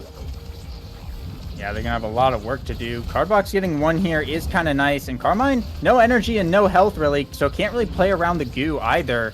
You're going to have to be kind of careful here. But nice Giga Blast to dribble it down and just win in strike wars against Cardbox on that bottom side. It does get saved away, but could have another opportunity here as the Slime from Zaxmac is keeping it up for the moment. Swaghaver trying to do something, but taking a lot of damage. Atlas Ult going to come out to heal that up. Core flip from K20 gets it to Carmine, bringing it down to the bottom. A race against the health bar, though. Core flip from Spartan saves it away. Unfortunate bounce, sends it back down, though. Zaxmac pushing up hard with the jump. It's going to be good as the damage is focused onto Carmine, but nice plays there from Zaxmac to get it through the defenses of Dubu Party, and that's Corpse Control taking set 1. Yeah, taking the first set, and it just looked like Spartan had nowhere to clear it there. You clear it up, and Juno jumps in to strike. You clear it down, and there's a barrage in your face. What do?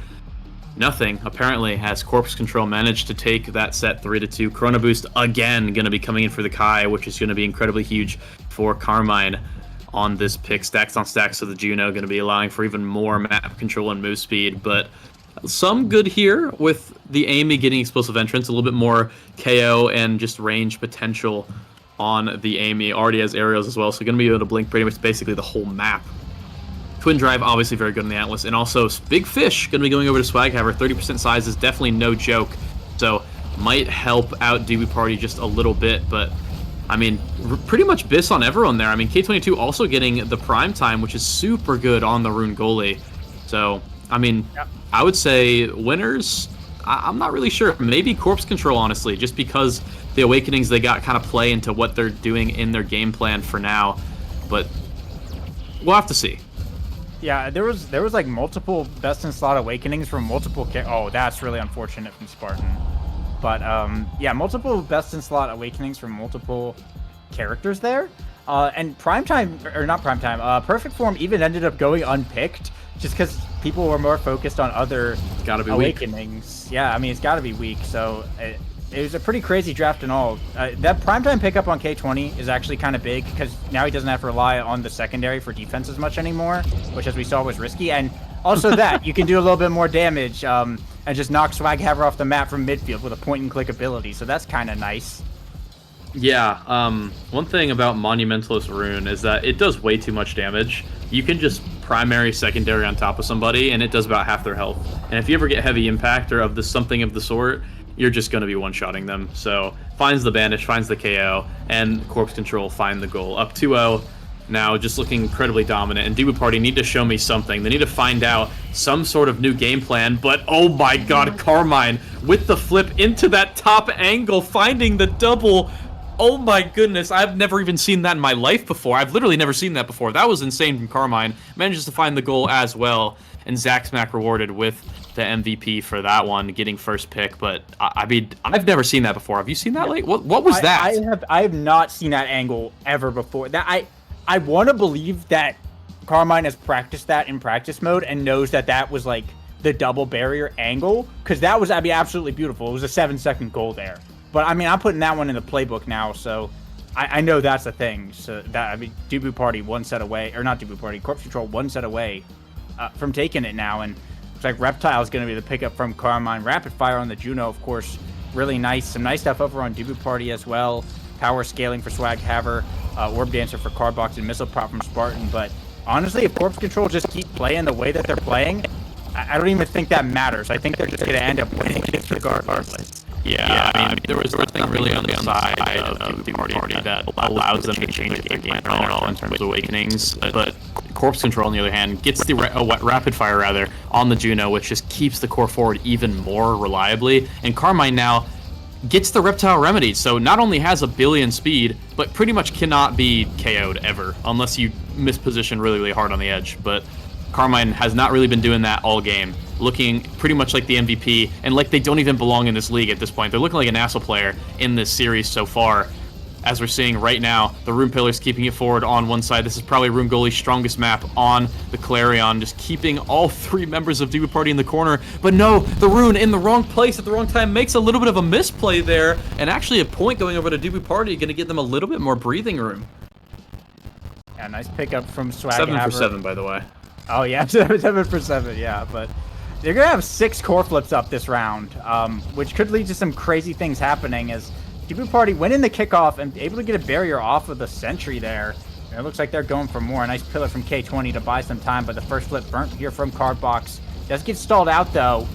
Now Cyber swiping back in. There's the glitch pop, trying to keep it up, but Zaxmack is just winning interactions and now burning a flip of their own in this bottom side, keeping it up. There's the barrier going down. Carmine looking for more. The pillar coming in from K20 to keep the offense on. Once again, just shutting down Swag Haver in that bottom lane. Flip coming out, misses on the first one, gets it on the rebound as K20 whiffs the flip, unfortunately. And that's an open goal for the side of Dubu Party. Corpses from Carmine to send it up, but the big expanse coming out from Spartan makes it hard for Zaxmack to do too much on that go around. Burns the flip there to get it out. Now we reset all the energy right now. Swag Haver pushing up with the Whiplash, not quite big enough here. Gets the Banish coming out from K20. He's the pillar on the bottom side. Will be held for the moment. That Astral Expanse goes pretty far, and Spartan also just picked up the orb, so his big Atlas, for a moment, it's going to wear off. Not going to do too much with that as we go into overtime, though. Corpse Control still looking for this barrier. Zaxmack able to snipe that one away.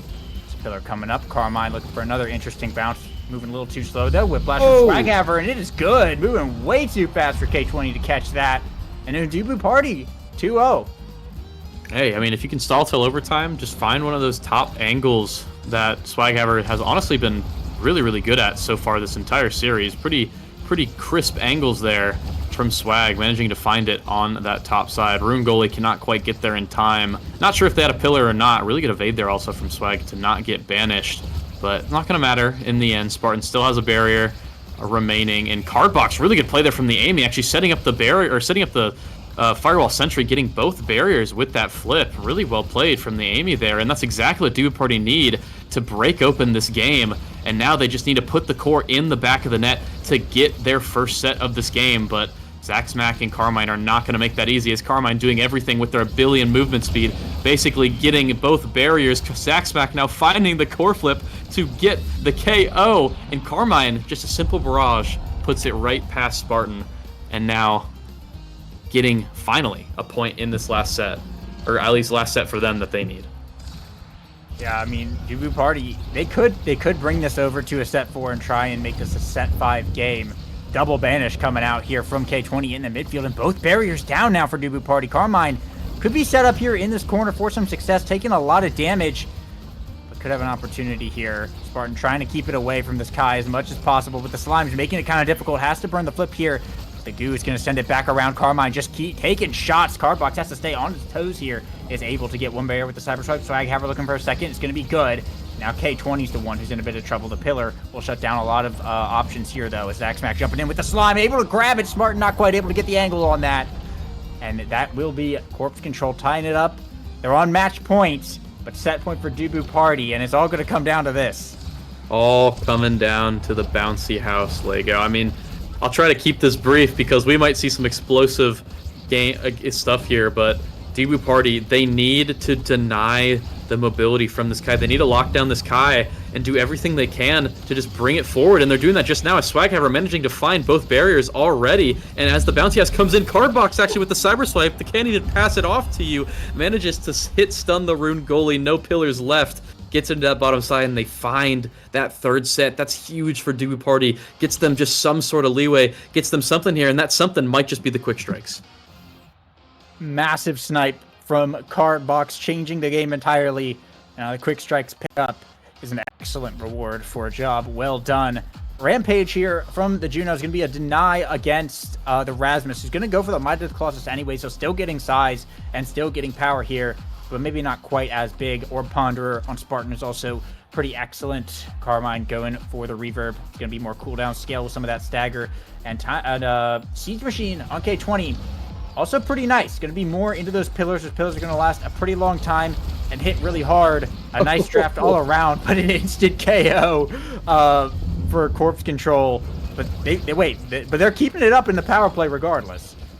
Yeah, I mean, Zaxmac goes down basically immediately, but a pillar bringing it forward in Juno's stead, and then Carmine just doing everything in the front, taking both barriers, and now in prime position to take this goal and just winning every single strike war, and Spartan just not in the right place.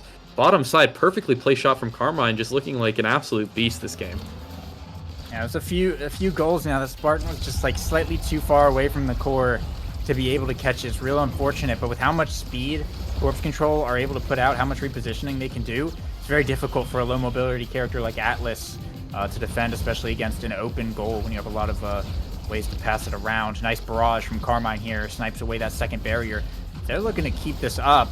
The Slime up in the invisibility lane, jumping down now from Zaxmac. Cardbox able to get it out of there, but the Rune Pillar coming out, and that lane is just shut off for so long as Carmine working up with the barrage. Now the Slime's out in the box. Swaghammer looking to dribble. Carmine does whiff the flip, unfortunately. So far, they're keeping the offense going. Corflip has to come out there from Spartan as well, which is pretty nice as Carmine bringing it back up to the top side. The Slime from Zaxmax to be able to beat the Astral Projection. Now this Corpse Control once again on match point.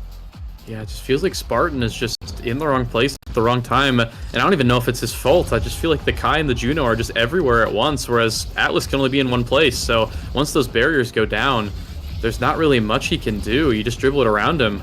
But, you know, doing a little bit better at this point, managing to secure both barriers for now. I think one thing that I've noticed has definitely been a little bit of a factor is that Siege Machine on the Rune. The duration of those pillars is just so important, and it was so difficult to deny them that as well in that last draft because Orb Ponder might even be worse. And with Amy taking quick strikes, I mean, unless you want Swaghammer not getting Might of the Colossus, which should be the best pick for him there, you know, how do you deny it? You can't. So another great elusive there from Swaghammer, doing what he can. It feels like the Rasmus is trying to make use of something, but is just struggling so much against these pillars, which, as we see right there, just takes a full ability to get around them, and by then, you're just caught up to in time. Carmine or Zaxmac, one of them is there, and Carmine there to take that top side barrier, wants to get the bottom, but not quite able to in time there, but now just keeps up with everything. Is just with 860 move speed, by the way, in that last play there, and had it for about 5 or 6 seconds. So the Kai is just feeling so incredibly good right now. Yeah, it's definitely scary. And speaking of scary, walking up with the barrage. Luckily, Spartan has a flip here, but Zaxmac's gone big mode. Just trying to fight Cardbox in the midfield, sends it around the world. Carmine not quite able to grab it. Glitchpop able to send it away from Cardbox, but Swaghammer has to beat the pillar here. Stalls it out time. Nice snipe from Cardbox with the Cyber Stripes. Gets the barrier, but with the flip, and now Carmine once again looking for the shot. Finds the Giga Blast on Spartan. And that's Corpse Control bringing it back. Game 3, they'll take the series, and they'll move on to face Misfire Dynasty. What an incredible game. Incredible semifinal game there. Going to the winner's side, I believe winners finals. Corpse Control. I mean, that first game was a little rough, but after that, just looking pretty much unstoppable on these picks. Like, it wasn't really close at all. I really liked their ideas on the comps that they ran. The Rune goalie looked incredible in that game. A couple little mistakes here or there, but overall looking pretty good. Zaxmac obviously on the Juno Comfort, feeling it right at home, and Carmine on this Kai, standout MVP personally for me. I think this guy deserves to be at least have a shot in this NASA and NASA leagues. I mean, looking so good. Basically, I mean, I don't want to say 1v9 because all of Corpse Control I think played really well, but Carmine, just showstopper performance. That was incredible. I mean, I absolutely agree. Game 1 looked a little rocky. They had the Zen goalie pickup, and it did not work out. But as soon as they went over to Game 2, and they were like, let's try something different with this double midfield thing and put Carmine on the Kai. Everything changed once they got into the groove of it, right? And I mean, we saw that they had some really great drafts. They just had some really great game plan, especially just for beating Spartan's Atlas, baiting out those cooldowns, getting in around him, and all that. And then game 3, they were really in their comfort zone, and just did what they did in game 2, but like did it better. Of course, the Rune goalie pick, like you were saying, it's certainly unexpected from K20. I guess K22, just the surprise box pulling out all the interesting goalie picks today. Yeah, I mean, I'm down. I'm down. Yeah, I mean, I'm totally down. But yeah, I agree. Carmine played that really well, and it threw Dubu Party off of their game, to be sure. Spartan started looking really hesitant and less confident as that game went on. It's like you didn't really know what Carmine was going to do. Every time he got that core, Spartan was either instantly putting out an expanse or instantly flipping just to try and get it away as quickly as possible. And eventually enough tries add up, and well, Corpse Control take the W. Yeah, they get the W, and I think a big part of it was just the way the comps they chose, right? I think the Juno and the Kai really good at keeping the core forward, right? And Atlas is normally the type of goalie that you hold it down, you bring it forward, and then that's the end of the attack, right? But when you don't have a brawler, or just when you have that double midfield rather on the side against the Atlas, you just keep bringing the core forward over and over and over again. And they're not the strongest attacks overall. They're pretty straightforward. You know, Slime goes forward, core goes forward, Barrage goes forward. You know where the core's going, but you can't really deal with it if you have no abilities. And if the core's coming in over and over and over again, five times in like 10 seconds, it's really hard to keep up with it. And with also 860 move speed on the Kai, when they press secondary, anywhere that Spartan clears it, the Kai's going to keep up with it and get there first. So really well played, really interesting picks here. The Kai forward paying dividends for Corpse Control, and I'm curious to see if they keep running it in the future, especially in the Winners Finals against Misfire Dynasty, whenever that game it does end up happening. So excited to see when that happens, and really great game from both teams. I think Dubu Party, love to see him come back after a little bit of a regrouping. I heard that Doxy wasn't feeling very well today, so hopefully she kind of recovers and gets back on the pitch nice and healthy, and we'll see a little bit more of a complete Dubu Party next time. Yeah, absolutely. And yeah, Misfire Dynasty Corpse Control game, that's going to be next week at 8 p.m. That'll be the first series on Monday. So if Misfire Dynasty and the Fool's Wand was a hype game and this was a hype game, that's going to be a very hype game. Misfire has been pretty much #1 team in the league like all season. So that's gonna be a pretty wild series. As for Dubu Party, they're gonna be facing off against Ice Climbers over in the losers bracket round 1. I think like right after that, or actually I don't know. They might be. I don't know when they're playing that game. I don't know if we're streaming that one, but that's who they're playing. Oh, never mind. They're doing theirs. They're doing theirs off stream. My bad. But yeah, the losers round 3 is what we're streaming. But that's all we've got tonight. It was just those 2 series. So hope everyone enjoyed. Thanks for watching, Borg. Thanks for coming out and casting. Thank you for inviting me. Thank you. Yeah, absolutely. It was a lot of fun. But yeah, that's all. So come back next week where we'll see those Misfire and Corpse Control game, and we'll see you all later. So good night. Bye, everybody.